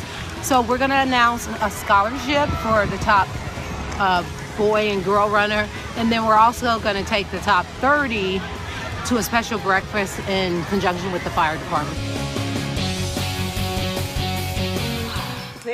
Ready, and 1, 2, 3, 4, 5, 6, 7, 8. Ailey Camp is a wonderful camp that we do every summer. It's a 6-week non-for-profit camp where the kids are coming in and they're learning tap, jazz, ballet, modern, and they're also having a class in personal development as well. These are children who are learning to connect creativity with arts and education. Right, left. Do that with me. Ready? Go. Right, left. It's my 3rd year here, and I decided to come to camp because I really like the people here, and I like to dance. I thought since I was good at dancing, I could make a good improvement and get smoother with my skills. These children come from Topeka and Kansas City, Kansas. My favorite part is probably getting to know people and learning the new dances and choreographies. It's really upbeat, and I like upbeat things. It's important because it gives them a chance to explore and expand their wings. Some of these children, they may not have that opportunity outside of Ailey Camp, but for them it gives them confidence. It gives them a sense of, wow, self-esteem. They're exploring. It's like, I can do this. It's worth it. You just have to be willing to stay dedicated the entire time. It's wonderful for them to understand that I'm blossoming, I'm growing, I'm achieving.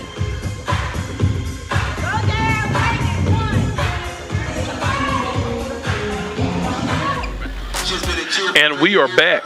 We want to give a shout out to former J.C. Harmon student Diana Chavez, who graduated this past year and started her first year at UMKC, where she's studying marketing in the Block School of Business. To help her pay for part of her tuition, Chavez was awarded the 2024 Resonance Scholarship from Signal Theory in partnership with Brand Lab. Signal Theory is a brand development, marketing, and design firm based in Wichita, Kansas. Brand Lab is also a marketing and design firm in Minneapolis, Minnesota. The two companies collaborated and awarded Chavez and a student from Raytown High School a $2,500 scholarship. They will also receive a paid internship at Signal Theory next summer. We want to congratulate Chavez for her hard work and dedication to success, which is paying off in her post-secondary education. Also on August 13th, 2024, the Kansas City, Kansas Board of Education approved a $180 million bond issue to go to the voters for the approval on the November ballot. This bond includes the construction of 3 new schools, those schools being Central Middle School, which is over 109 years, gentlemen, and we also have Argentine Middle School, which used to be a former high school, as well as combining 2 of our elementary schools and building a brand new state-of-the-art elementary school. We're also going to be adding on to Sumner Academy. Right now, Sumner Academy has mobile units, the only high school we know of that has mobile units.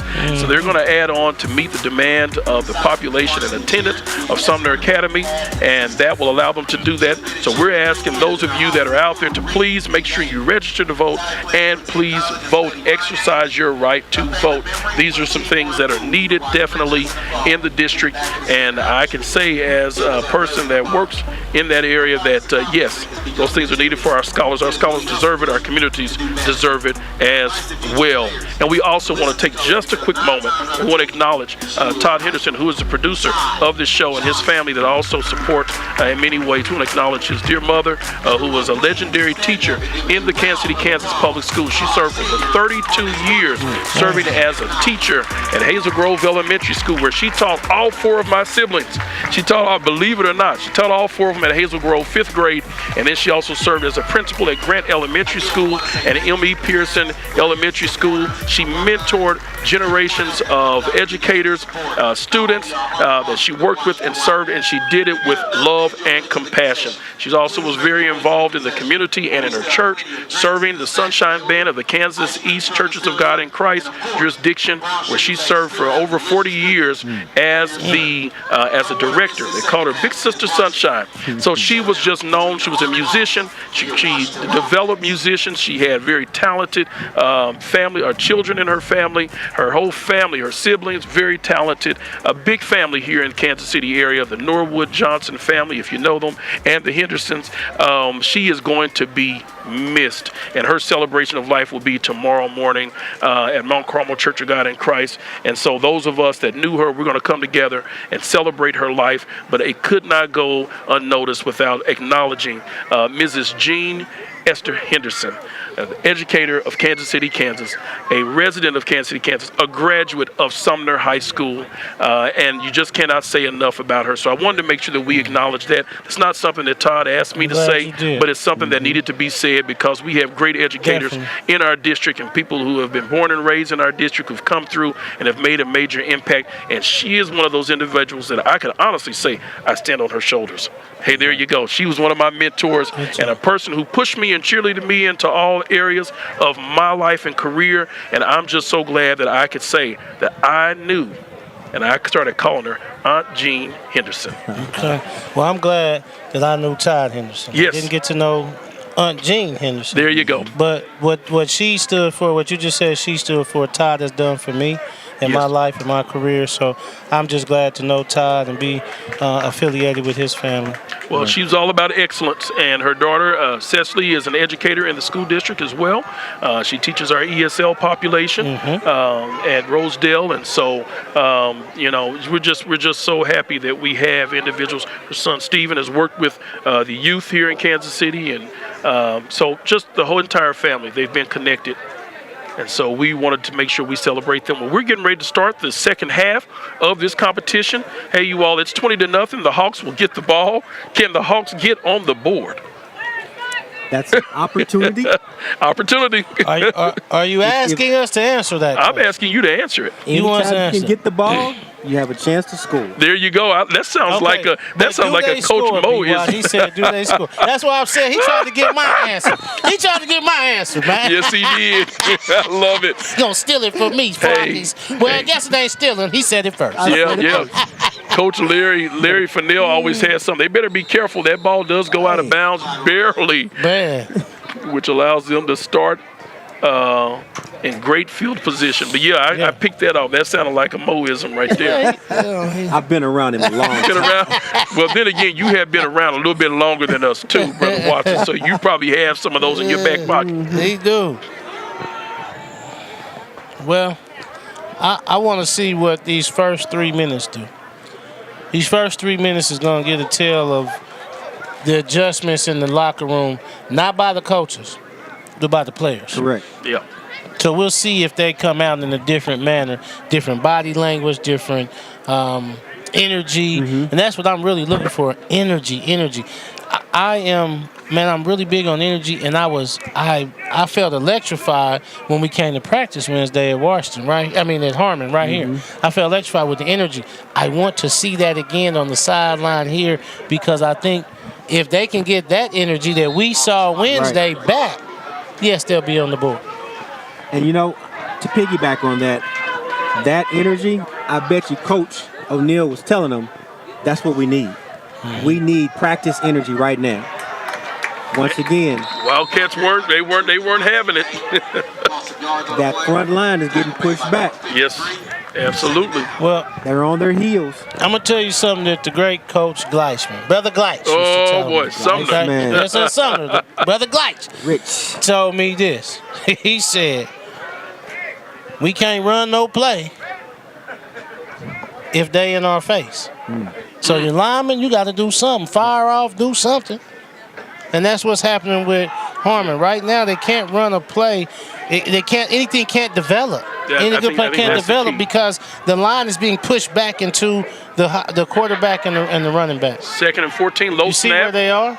You see what I'm saying? And there's no stop. By the time the quarterback gets the ball, the line is already a yard or two from him, and he can't get started. He can know where to move. They've got to hold position and fire off and get up. They got to do that. Another loss on the play as we look at this replay. You see, once he got the ball, it was 4 people within a yard of him. Is having a field day today. Oh, man. Yeah. I'm sorry, the center is having a field day today. No. He's in the back. You said you're right, nose tackle. Center is on offense. Okay, I'm sorry. Yeah, you're right. Nose tackle. Yeah. He's having a field day. Yeah, he is. He might get the player of the game. There's a pass play, and that's picked off. Did he get one? You know who that is? Tell us who that is. That's the ball hawk, The baby. ball hawk, That's what the you ball named him. And he was waiting to pounce on the prey. Turnover. That's one. Mr. Ball Hawk. That's one. That's one. You right. That's one. You right. That's Mr. Ball. So it's 4 for the season. 4 for the season. He's definitely good, and he was waiting for that. He was waiting on that one to develop. Yeah. The Ball Hawk. I said I wasn't gonna say his name, but I'm gonna say his government, Jalen Washington. Good play, man. Good job. He really reads and is paying attention to. He's paying attention to his keys. You can tell. This is watching, pay attention to keys, but he's got great ball sense. So he gives his team another possession, another opportunity. Yep. We're seeing the first set of plays, first offensive plays for the arm tackling here in the second half. He had him in the backfield and arm tackled and broke it. It's almost Pickup like they're of about scared 2 to hit him. yards. What'd you say, Coach Washington? It's almost like they're a little timid to put pads on those white jerseys over there. I don't. Is it they're too timid, or are they too intimidated? Maybe. But you know, timid is in that word, intimidate. So don't think that was a good snap, but he made the best out of it. So what you're saying is They got a little Timothy in them. I see what you did there. Looks like that's a first down. Okay. We see a player Look down like on we the got, field. okay. Is that a cramp? Think so. I think it's dehydration. We're going to go back to that turnover. Just a moment. Timeout on the field. I think we got some. Oh, here it is. This is the run.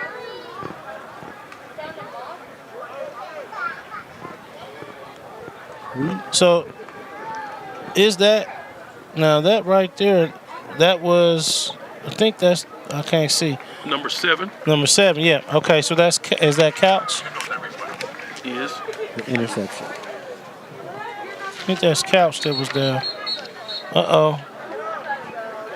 Right in the middle of the field, right at Once again, right at the logo. the receiver cut his route, stopped running hard. Yeah. Now the other thing you got to notice is the pressure that was on Mikey, the quarterback. He was hit throwing the ball. Now check this out. This is the type of athlete he is. He was hit throwing the ball, and he still got the ball out over the top of his receiver, who was supposed to be over the top. Yes. So he's got a strong arm. He's an athlete, man. 1st and 10 from the 37. Another high snap, but positive yardage. Good pickup of about 7, close to 8 yards. Even on the tackle, they're getting 2 to 3 extra yards. Yeah. Before they go down. Yeah, I'm noticing that. They're just hungrier. And I'm noticing. I'm sorry. Go ahead. You said I'm they're just saying hungry. they're just hungrier than the Hawks right now. Looks like that. I'm noticing that, and I'm gonna watch one more play before I say this. Let me just watch one more play because I watched 4 plays. This is what I've been paying attention. I want to see if I'm tripping. Pass play, and it's complete. Nice juke. And he's going to get right on into the end zone. Touchdown, Wildcats. That's that Mr. Fields. 31-yard pass play. Mr. Fields? Mr. Fields is up the field for the tutty. Touchdown. For the tutty. If they're going to possibly attempt another point after. The last point after was blocked, if you all recall. It sure was. This is the first score since the second quarter. First quarter since the first quarter, I'm sorry. Yeah, 6 minute, just over the 6 minute mark. Yeah, I got confused. You know, it's on film, so they're going to see. I got confused because I thought it was half. Looks like he was stopped just before the goal line. They didn't get the 2 point. So we're at 26-0. 26-0 with 8 minutes and 13 seconds left in the third quarter. Timeout on the field. This is a TV timeout. You're watching the KCKPS Sports Network as we see this. Here goes the score. Yeah. Now, it's 2 things I noticed on that play. That you just see that move. You see that second cut move. Great moves. But what I noticed, the first thing is I noticed the quarterback. If you watch his stance, if you watch how he's postured, he gets that ball, it's up by his helmet. He's ready, he's looking, he's stepping into the throw, delivering the ball, and then it's that yak. Then it's that yak. That's where that accuracy comes from. Yeah. No, I didn't say accuracy. Not act. I said yak. That's what you said. Yards after catch. Yak. I understand that. Oh, okay. But I was just for the, I know you for were the saying. audience. I know what you were saying. I know what you were saying. I had to mess with him sometime, you know, Dr. J. I got you. Yeah. Well, it's really a nice night. We see the Hawks. What are they saying on the sideline? If you're the Hawks coach, Coach O'Neal, and his leaders, what are they saying to those scholar athletes? Is there a point where you can motivate? Right now, I'm going to tell you, we can't take a microphone down here at this moment. This is not for general public right now. You know, he's got to motivate him. Got to get to. He's got to motivate him. He's got to get to. And I'm just saying that I'm joking a little bit, but what I'm saying is right now, if I'm on that Harmon sideline, it's serious. You know what I'm saying? Because what I'm talking about is we're not giving up. You got to start punching back. You got to start playing. You got to at least pinch them, man. You got to start fighting. And we are going to leave this game with putting points on the board and letting them know that you don't just get to swing on us. We are swinging back. You're at home. And we at home. You got to protect your home turf. First of all, I just want to be saying, this how you seniors want to go home? This on how you senior go night? out? You want go home. That's true. Be right there. You on senior night, normally the young ladies. You see what I'm talking about? You going home like that? Man, you got at least pinch them. At least they can say, yeah, you did do something. You gotta do something, man. Nice kickoff. This time it remains in bounds.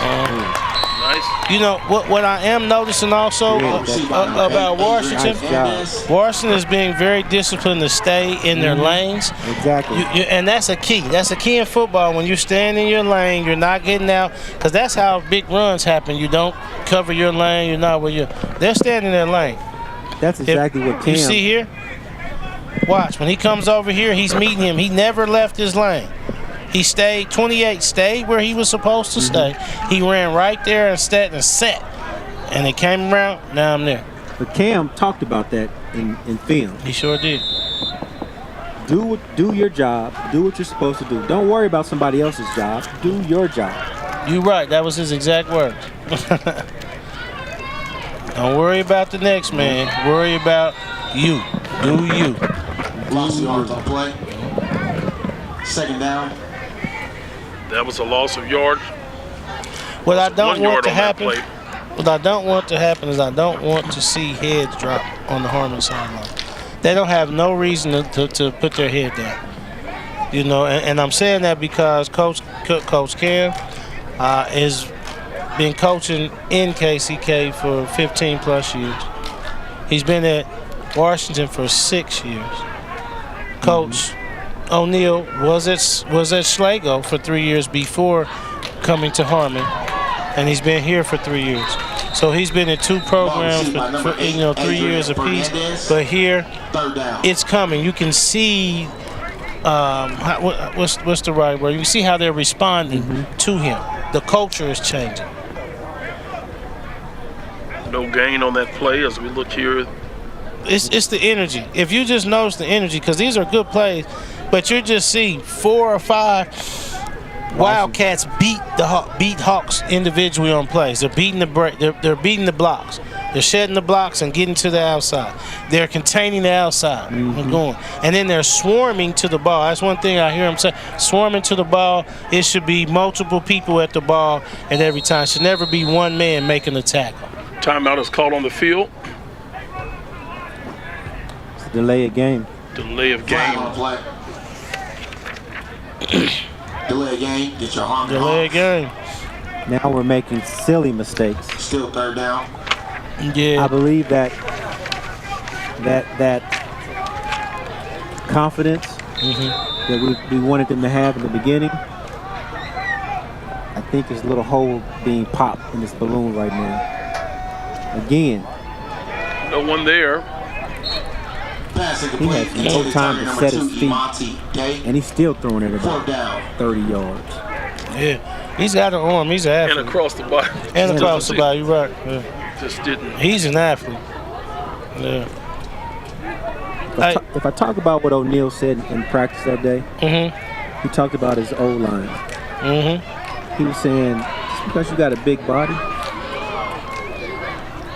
really don't mean you're a beast. That's what he said. That's exactly what he said.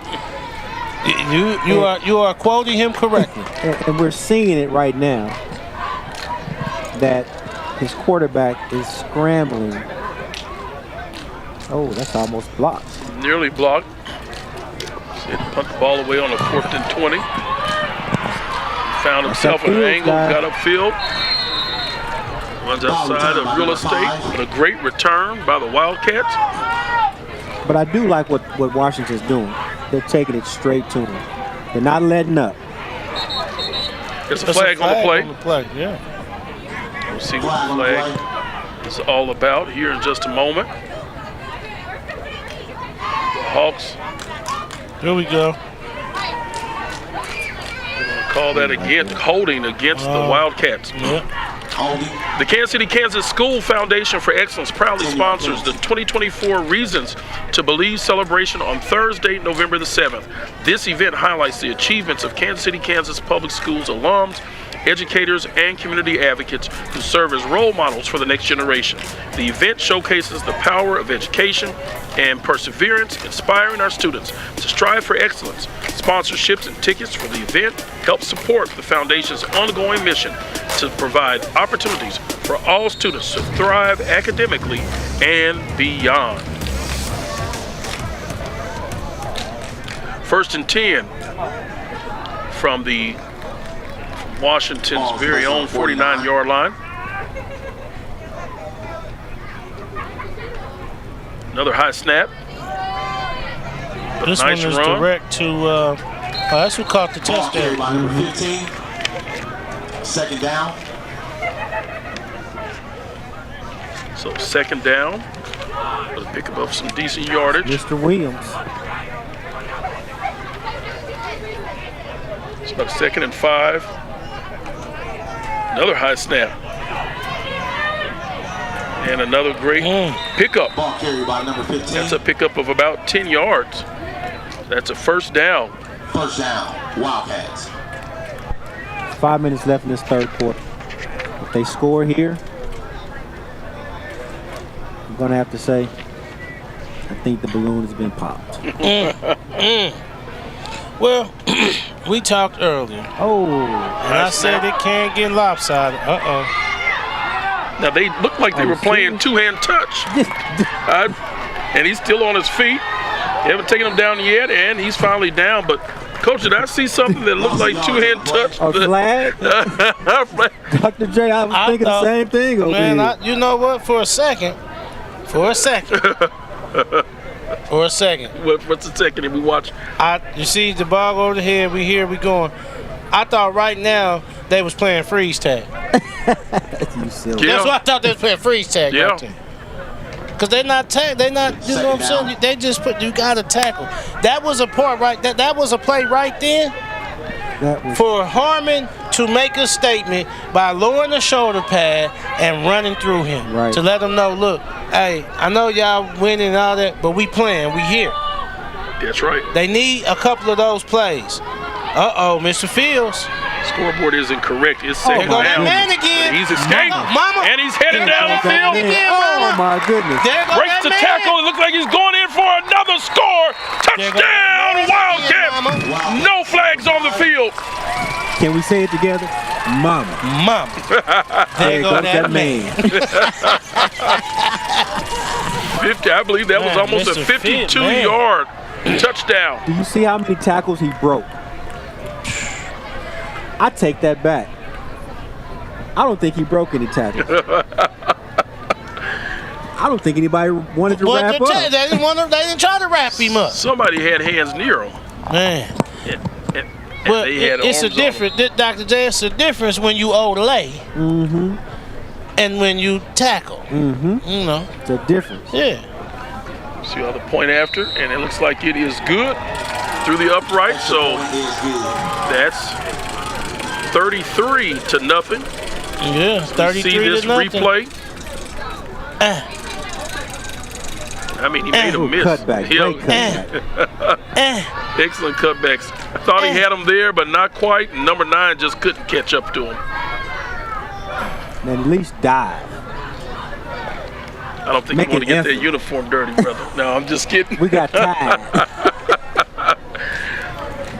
With stain remover. 33-0. As you see the crowd here, it really is a beautiful night. Hey, this is what I used to tell my players in football. I'd say this: if at home we wearing our dark jerseys, right? If at home we ain't got no grass stains on our uniforms, for every uniform don't got a grass stain, that's a bear. What's a bear? That's a bear. What's a bear? Tell us what a bear is. That's a bear, baby. They do a bear crawl. It's a bear crawl. Uphill. Painful. They know. It's a bear crawl. That means so many bear crawls, didn't man, it's many. Kickoff. Now, but this was what was more deadly than the hill this Sunday. What's that? Ask them about to the white fence at Arrowhead. To the white fence. Timeout on the field. It looks like an injured player for the Wildcats. I don't know if that's number 7. He's started to get up, but sat down again. So we'll see. I'm wondering we'll see here. On October 2nd, the Kansas City, Kansas School Foundation for Excellence will host its annual fall breakfast at Kansas City, Kansas Community College Tech Center. This year's theme, Better Every Day in Every Way, highlights the foundation's ongoing commitment to educational excellence. Attendees will hear district updates, enjoy student performances, and learn about the foundation's impactful programs such as the Interpreting Translating Academy, the Welcome Center, and the McKinney-Vento team and their efforts to make students and families' lives better every day in every way. This breakfast is more than just a meal. It's a celebration of the progress and promise of our district's students. If you're interested in becoming a sponsor, we definitely are looking for sponsors as well. So we definitely encourage you to be a part of this great celebration.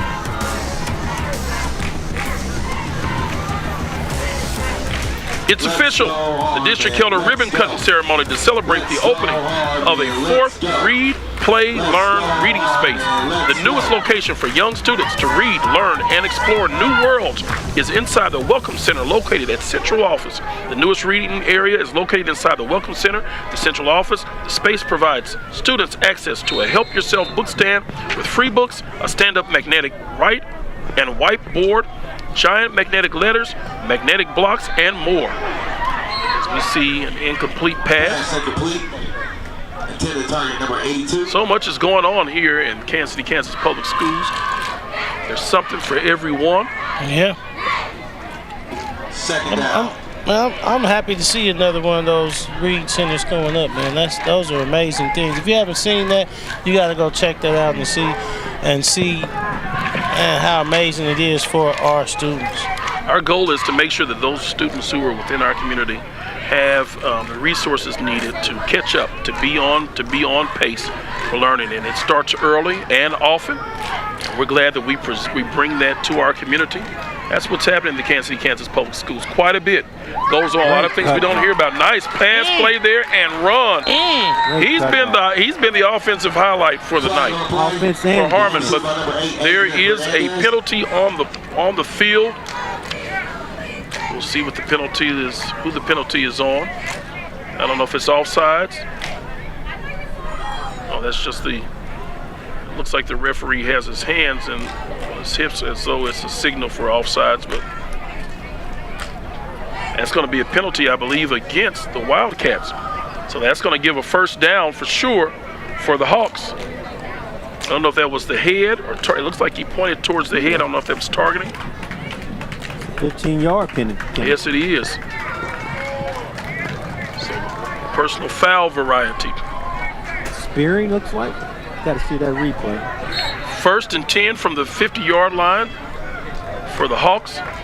One of the rare times that I believe they've only been past the 50 once this game and still didn't get there after, well, just maybe barely. Forward progress took them a little bit over the other side of the 50-yard line, but still roughly about 2nd and 10.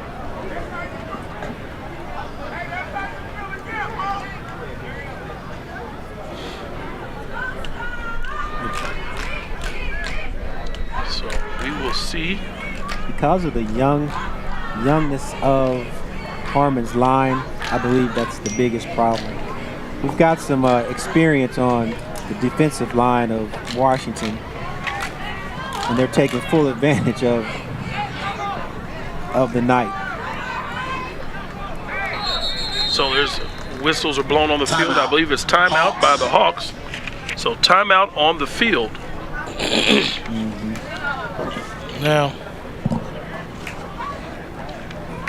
we want to give a big shout out to the Head Start program here at KCKPS. They have been honored with the Program of Excellence accreditation by the National Head Start Association. The Program of Excellence commendation is awarded to the top Head Start and early Head Start programs in the country. So congratulations to the Head Start program here in Kansas City, Kansas Public Schools.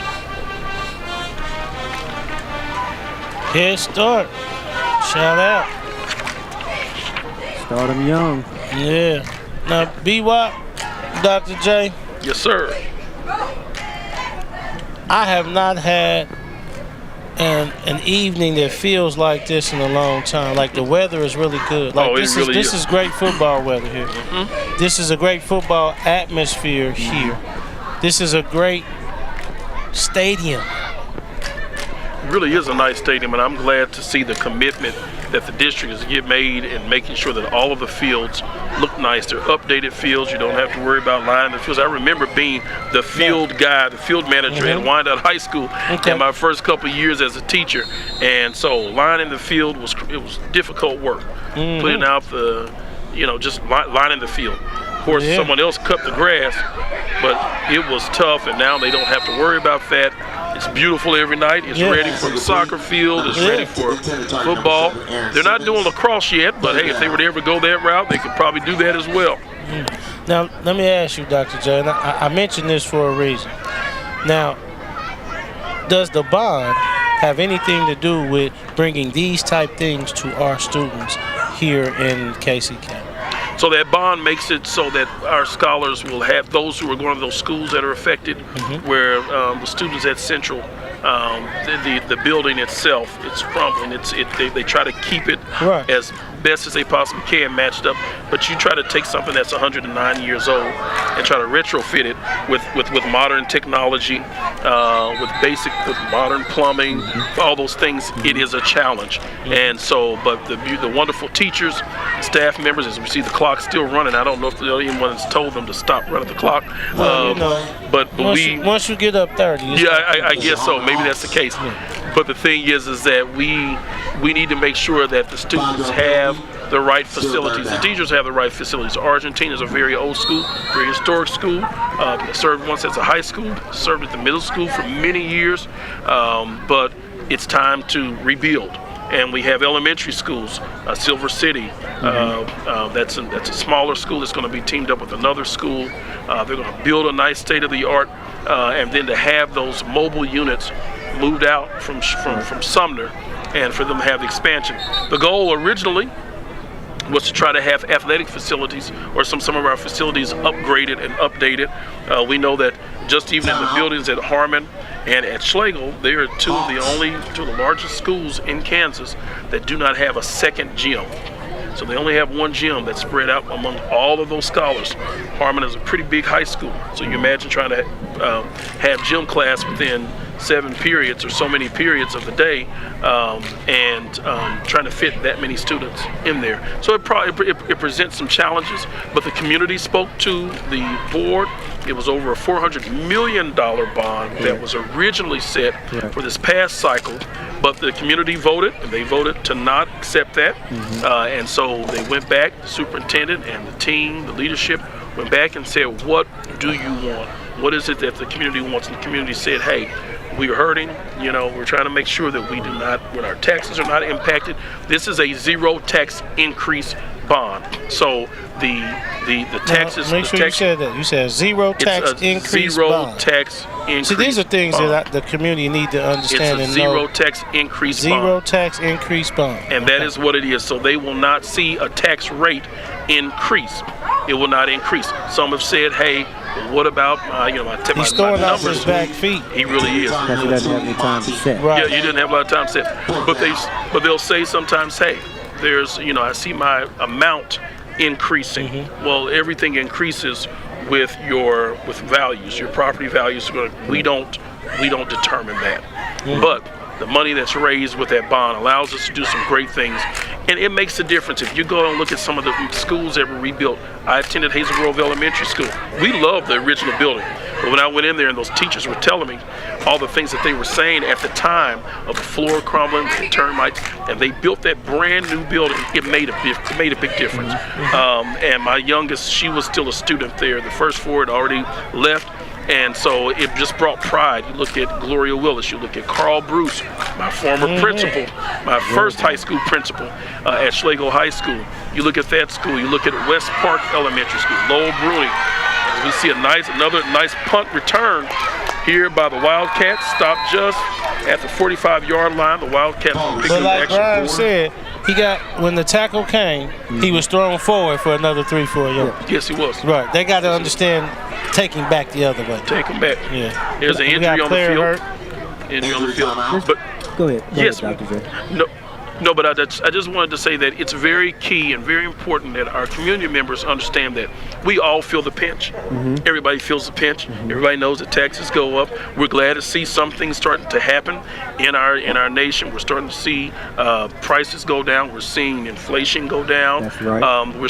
We see our gas prices are going down. We see the interest rates. yeah, I'm ready to go and do a refinance. let's go. We just moved in November of last year and it was pretty high. And so we want to get those down. So those things do happen. But we're talking about investing in your community, investing in your schools. If it's good for Gloria Willis scholars to have a new middle school, it should be great for Argentine. It should be great for Central. If it's great for Hazel Grove Elementary School, it should be great for Silver City and those schools that are going to be impacted. So we want to make sure that we get out and we vote and we share the right information with individuals. And we respect everyone's decision and everyone's option, whether or not if they want to vote in favor of it. I believe that this is a vote that needs to happen, and we should vote in favor of it. And so I hope you spread the word to the community. Our people, we were out at the Dotversity Parade on Central Avenue, where we passed out literature in both English and in Spanish. And so we're going to make sure we continue to do that. We may see more information as we lead up to it, but the vote in November, that is going to be key. That's a national election, but it also has a local impact on us as well. And we want people to get out and vote and exercise that right, a right that many people, whether or not they have that, some people did not have. So we will see. We're back to the game. As I get off my soapbox, another pass play. Oh, nice. Or I'm sorry, not a pass play, but running play. Nice running play by Mr. Cal. Now, I know we finished, but I just got to make sure because these are two things that our community voice was against. And once again, that the bond that the district is proposing is on the ballot. It's a no tax increase, so they need to know that. I want to make sure they understand that. These are questions that they come. And then the second thing is this directly impacts the improvement of our students. Yes, it does. This directly impacts improvement of students, what we need. For our students to be able to compete, and the world is about competition. Yes, it is. You can't name one thing that's not about competition. Even anything you do is a job. You're competing for one job. Everybody putting their applications in, we compete. We competing for a spot here, compete the cars we drive, the clothes. It's just competing. Right. It's a competitive nature here, and it's what happens in the free world. That's what happens, and there's nothing wrong with that. There's nothing wrong with that at all. But in order for our going to the fourth quarter. But there's a flag thrown. Yeah. We'll see what the officials are discussing. So we'll see that. Attention sports fans. We've got some exciting matchups coming your way on the KCKPS Sports Network. After tonight's game, be sure to join us next week for more thrilling football action. On Friday, September 27th, Wyandotte takes on Sumner at the F.L. Schlegel Stadium. And don't miss our soccer coverage at the same facility, the F.L. Schlegel Stadium, with two great matchups, Wyandotte versus Schlegel on Tuesday, September the 24th, and Harmon versus Sumner on Thursday, September the 26th. Mark your calendars and tune in to KCKPS Sports Network for all the action. Stay informed with what's happening in the school district. You are invited to attend a board meeting. School board meetings are held the second and fourth Tuesdays of every month at 5 p.m. at the Central Office and Training Center, 2010 North 59th Street. They begin each time at 5 p.m. If you ever want to have a community voice or to be able to speak on an issue, you do have that right. We encourage you to make sure that you reach out to the district ahead of time and let them know that you would like to speak and be a part of the community comment. We coming back out. I just want to make sure that our community understands that the two things that this bond does do that they had issues with is it's no tax increase. That's right. This directly affects our students. Our students need this to compete. How can we expect our students to compete academically in anything, academic, sport, whatever, if we don't have state-of-the-art buildings, state-of-the-art equipment, all of those things. I love to say this. You excel when you feel good about being in certain places. Absolutely. Your environment. Correct. Your environment. If your environment is 100 years old, and I'm not knocking a lot of things, but I'm saying if it's 100 years old, you tend to kind of not, especially this new Generation X and next coming out, you tend to kind of not value that because it's old. But when it becomes new and go, that's when you value because it's more to where you are. See, that was back, I can attest to back then. It was feeling good when I went to another school. But now, this 30 years later, they need new things, new stuff for us to be able to compete. And we've got to say that we definitely have some of the best custodians, the best maintenance individuals in our district. You go through our buildings, and they have our schools shining. Those floors are perfect. They're to perfection. They have the right shape. And so they take care of things throughout the summer to try to make sure they keep up the building. You go to our Grand Wyandotte High School, our flagship high school. As old as it is, it's a beautiful building. It's a timeless treasure there. Did you hear what he just said? I can say that honestly. I'm on all Slango Stallions to understand. I can say Dr. that. Dr. J said he said it. The one thing that I want to mention that I didn't hear you guys say is the security of the buildings, the new buildings. Yes, sir. Will have an impact on these new locations. Stone has a good arm, man. Absolutely, and I'll say this about the buildings. Several years ago, the districts did make a commitment with the previous bond initiative, and they were able to secure our buildings and provide secure entries, which a lot of our school districts around the city and here and around the country were going to. But yes, those newer ones makes it even more. Right. That comes with the territory. Imagine your child going to a trailer. That's not secure. Yeah. Imagine your child going to a trailer during the summertime, wintertime, rain. That's correct. They just don't have that comfort, as you were saying, that environment. So. And I mean, some of our central students have had to deal with that as well. And so if they're changing classes and they have a class that's there or in the main building, then they do that. I know some of you all that are watching, you're saying, hey, you all are talking about this. We continue talking about it even though there's a game, and we see that going on as well. It's 4th and 6 from the 26-yard line, but this is very important. We are trying to make a difference and an impact on our generation now, the current generation, the generations to come. I will say this too, that the longer that we wait, the more expensive it is. So, if you have a chance to be able to come to some of the meetings, we have upcoming community meetings and things of that nature to be able to share what it's all about. But we want you just to take action. Nice. I believe this is coming close. Horse collar. And they're calling it. Now listen. Now, I shouldn't probably say this on there. Don't say it then. But I'm going to say it. I'm going to say it. Going to say it. That's the first time I seen them have some type of grit to where they was going to say, not today. Not in our house. Not today. And that's what I'm saying. Now, I wasn't talking about that type of play, but that's the first time where they just like, nah, man, we ain't going to let that happen. Now, this is a great run. He's running. And I'm not saying it's a great tackle. What I'm saying is just like, man, we had enough. We had enough. Goal. We're not just going to let you just keep running in here. And that's going to be an easy walk in. We're going to reward him. Well, what I'm saying is, B, listen. Just because I swing and hit you and then you hit me back does not mean that I didn't hit you. I understand that. Okay, that's all I'm saying. You got to at least hit somebody. No. That's all I'm saying. No. At least swing in the fight. Touchdown by Stone. Let's call that one. I'm saying we horse collar Stone. Yes. Cam goes, you go score the touchdown because that was your touchdown right there. Oh, yeah. So what did he do? He gave him the touchdown. You talking about the game on the sideline. There you go. Okay, the game on the sideline. Yes, sir. Okay. And they going for 2. Great. Fake play. I love that. Did I see? He dropped it. He dropped the ball. That ball was intended for number 25. Now, you know what we would be saying on the sideline when he comes back.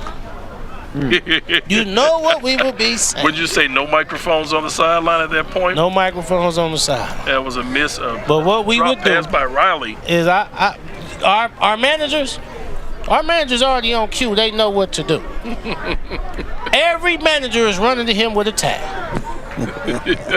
Here, man, wipe your hands off. Because I know something's on. That's why you dropped it. Here, just wipe your hands off. As we look at the replay here. Good play, man. It's good play. Drew up. Good play, Drew up. Now, It looked like it was slightly behind him a little bit. Yeah. No, slightly. no.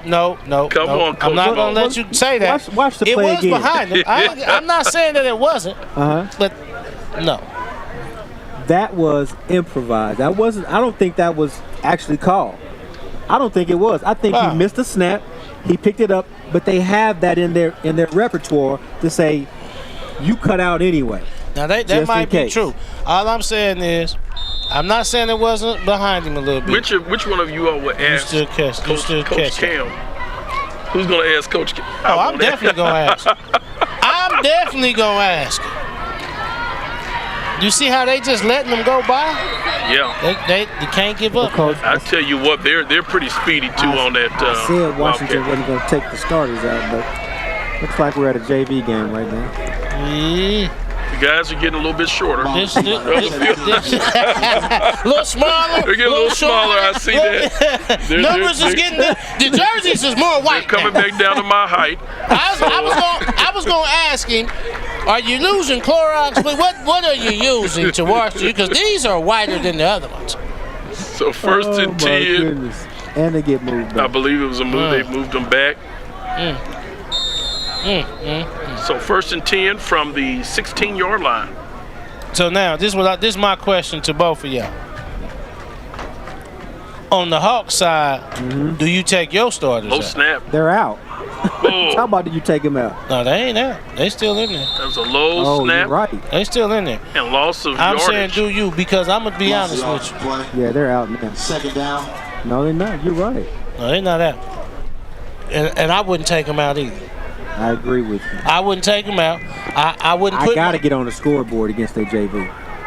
Well, that's that too. But this is what I'm saying. Y'all gonna own this whole thing. We not gonna put it in. Y'all not gonna be able to go home. You know, this senior night. You're not going home telling your girl, "Oh, they put the JV in." And no, you're not gonna say that. So, no, this is on you. So, Coach, what about those that have the kind of the wisdom of or the belief that, hey, the game is way out of reach. Let's give our other players some experience, give them some opportunities. I got something for that too. Okay. You want the answer? What's the answer, Coach? This is a season. Okay. So we got to prepare for the season, and I'm preparing my team. So to prepare my team, my starters or like the people I'm counting on, they got to understand that this is on you. JV already played the game. They got the game coming up Monday. I'm going to get you all in. Y'all going to play all that. Y'all going to get all the minutes of that. I'm going to let y'all go wow. But they getting all of this. But you also have to consider your starting quarterback getting hurt. Yes. Some JV players wanting to make a name for himself, move up to varsity. Look, Coach, I hit him hard like you wanted me to, and I got a freak accident that takes my starting quarterback out. So that is true, B. Pros and cons. That is true. That is true. But you know when they can come out? You know when they can come out? 2 minutes. When you pinch them, then you come out. Pinch them then. Let me know you at least fighting back. Do something. Do something. That's all I'm saying. I need to see something. I need to see some type of fight or something. If you don't fight, then I'm leaving you in here and I'm letting you get all of it. But if you fight and we go, then we can go to another day. Because that's all I really want you to do. Coach Mo. All this really about is compete. That's it. We need you to compete, fight, and go.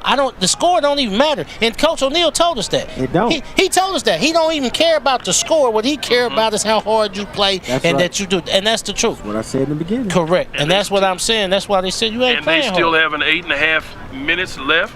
It just got that punt off, and that was actually a pretty good punt. Oh, man, that's a good punt. Nice roll. Good job for the Wildcats. Now I'm going to just be honest. Did you see anything wrong with that? About him covering the ball? Oh, man. Going after the ball? Listen to me. Yeah. You let the ball hit the ground? I know what Coach Cam's saying. I done heard him say it. We coached again, I done heard him say it. The ball hit the ground, get away from it. Get away from it. Get away from it. It's a punt. All day. It's a punt. You know what I'm saying? So Coach Cam, you've had a chance to coach against Coach Cam. Yes, sir. And talk to us about him, Coach Cam, and his demeanor and his style, you know, and some of the things that he's done within the last few years as a head coach of Washington. Well, I got to start before Washington with Coach Cam. Coach Cam is a first of all. Nice catch. Touchdown. Wildcats.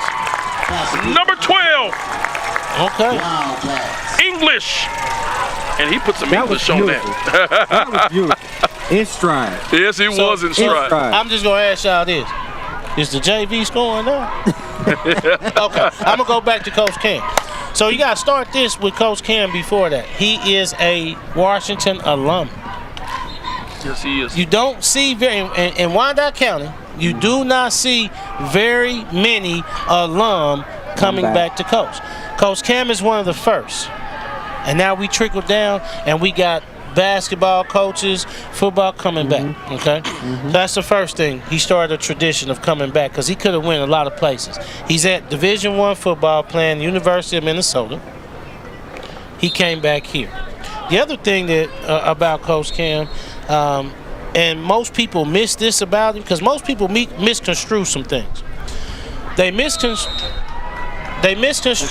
the fact that because they see him on social media, they see his comedy career, they see him doing the social media, they misconstrue that he's not coaching, he's not serious about football. But Cam breathes that he's a football player. That's him. And his passion is in there, and everywhere he's been, he's created a culture. He came back to when he moved from Northwest, and he got to Washington. He created a culture here, and you can see it. They have been dominant since he's got here, and it's only increased since he's came. I think it's a testament to who he is, not as a football coach, not as a football player. It's a testament to who he is as a man, as a person. That's why he talks about character, because it's his character. And every coach knows your team takes on your personality. That's true. Every coach knows that. True. And you can see his team taking on his personality. Now, last thing I'm going to say before I stop talking. Me and Brian was at the film session. And the one thing that amazed me, I'm talking about amazed me, shocked me, they're watching film and they are calling out their players. And not one player had an attitude, not one player had a buck back. Every player was accountable. They accepted the mistake they made and they knew how to correct it. That's good. That's a testament to who Coach Cam is standing on that sideline. But what he also did was related to them on their level. He saw in one of the plays where the players stopped, and he said, "You were the John Travolta meme." Oh yes, yeah. I know that. Yeah. So he pulls up on YouTube or something, shows them because the kids didn't know what he was talking about. Shows them who John Travolta was, and John Travolta was actually standing just like the two players in were. his dance, and was dancing like, you stop playing. That's what. So they showed him. He says, "Stop dancing and keep playing." Keep playing. Until the whistle blows, you should be moving. Yeah. We're in a running clock. I like the 3 minute and 3.5 minutes of play. The other thing that Coach Cam said while we was there, that's a testament to his ability to reach his players, is he said, you got to talk to your players for today. And what he meant was, and I can attest to this, we are saying quotes or running plays and running things that was from 40 years ago. TV. He said even saying quotes and stuff from TV. And what his whole thing was, you got to meet them where they are. They're here. And so you got to use things here, and you got to go from here. Now, it's okay to still use some things and say, but you got to meet them where they are. And they're not in 1992. They're not in 99. They're not in 2010. They're in 2024, 25. Things is totally different from back then. You got to meet them where they are. And he's been able to do that everywhere he's been. He's been able to do that. And that's just a testament to who he is. And I got to put this out here. He probably doesn't want me to. If I put this out here. Do you see where he is tonight? He's been in the hospital caring for his mom. His mom's in the hospital. Yes, he has. But you see where he is. Yes. You see where he was with his players. You see what he's doing. Because this is a passion. This is him. This is who he is. This is what he loves. Now, he's been with his family. But his responsibility was here and making sure there's boys. That's a heart thing. That's a heart. Yeah. That's a character. And he's a dedicated educator here in this school district at his alma mater. And so, yes, most definitely thoughts go out to he and his family and to his mother. And so they have been solid, standing with her. Dr. Ryan Smith, who is a longtime educator and colleague. Two of my former students at Arrowhead, Mr. Lavelle, number 7. Glad to see him walking off. There's something else about this Washington team that the players said when we interviewed them. They like each other. Oh man, that's good. Yeah. That's part of the ingredient of a championship team. Absolutely. They don't care who gets the ink. They want to make sure we're all better at what we do each week that we play. So coaches will eventually get into play beyond the league, to district play and things of that nature. What are our chances when you look at a Washington, when you look at a Schlegel? What are your thoughts about games that? Let's just focus here on Washington. How do we match up with some of those out of league teams? That right there has been the question about whether or not if we can play. We play each other. We play each other very well. How do we do outside of the Meadowlark League? That to me would be the true test of a team, in my opinion. Because you're not playing against the kids you live next door to. You're not playing against your friends.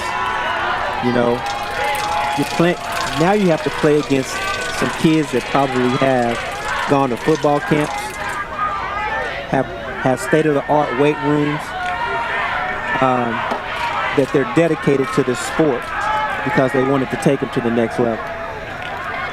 So if you can dominate outside this league as you do in this league, I believe you have a great chance of becoming a state champion or getting far in the playoffs. I sure would love to see that. Well, I differ a little bit, and I'm gonna just keep it a buck. They can't compete with snaps like that. I agree. So I do think that Washington is one of the schools that can compete at a high level and then go. But what they got to do is they got to stop hurting themselves. They got to eliminate that. You can't go play the Mill Valleys, the Olathes. You can't play them and the snaps going over the top of your head. It's just not gonna happen. Now I do understand that they got second string in here, right? But we also saw that with the first string. But you saw it with the first string. You see what I'm saying? Something they're gonna so have. it's not a first or second. It's just a team thing. And until we fix that, they cannot compete outside of the league. Well, we are nearing the end of this game, and that's the ball game, 45-0 in favor of the Wildcats. Great game with these scholars. So, can I just say this? Yes, sir. No, this ain't basketball, so I can't say that. It's not basketball yet. I can't say that, okay. We're going to take a commercial break. We'll be back after this commercial break. You're watching the KCKPS Sports Network. Mac Nuggets. And you watch the Wildcats.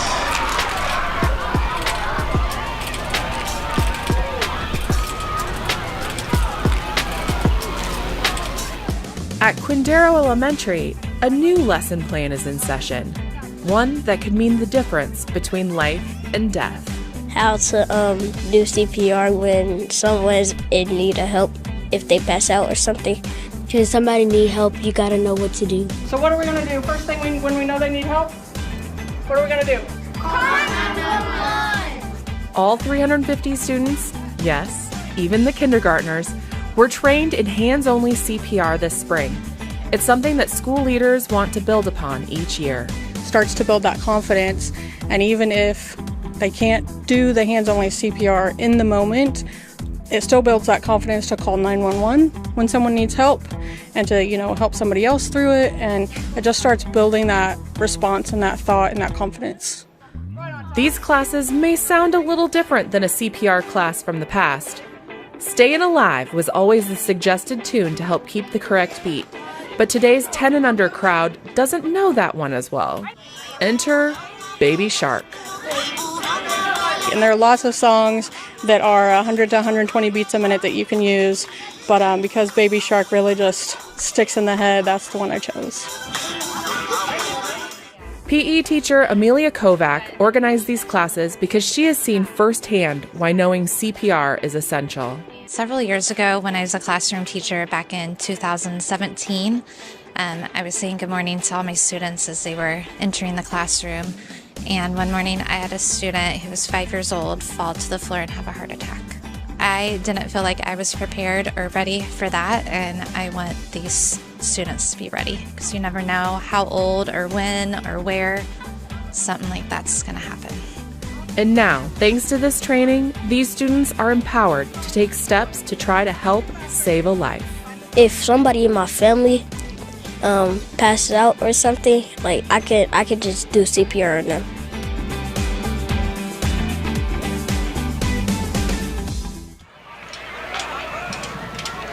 And we are back. We're going to look at the play of the game here with this nice long run by number 5. Cameron Fields.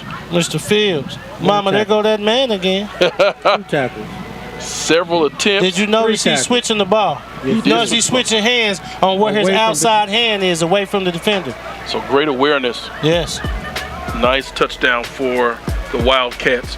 Well, we had a great night, gentlemen, of being able to see the teams play. If you're the Harmon Hawks, you're disappointed that you did not get any points on the board or did not score. But I'm sure if you're the Wildcats, as a Wildcat coach, a Wildcat fan, you've got to be extremely happy with what you saw. There were some basic things that you said that can be corrected, should be corrected.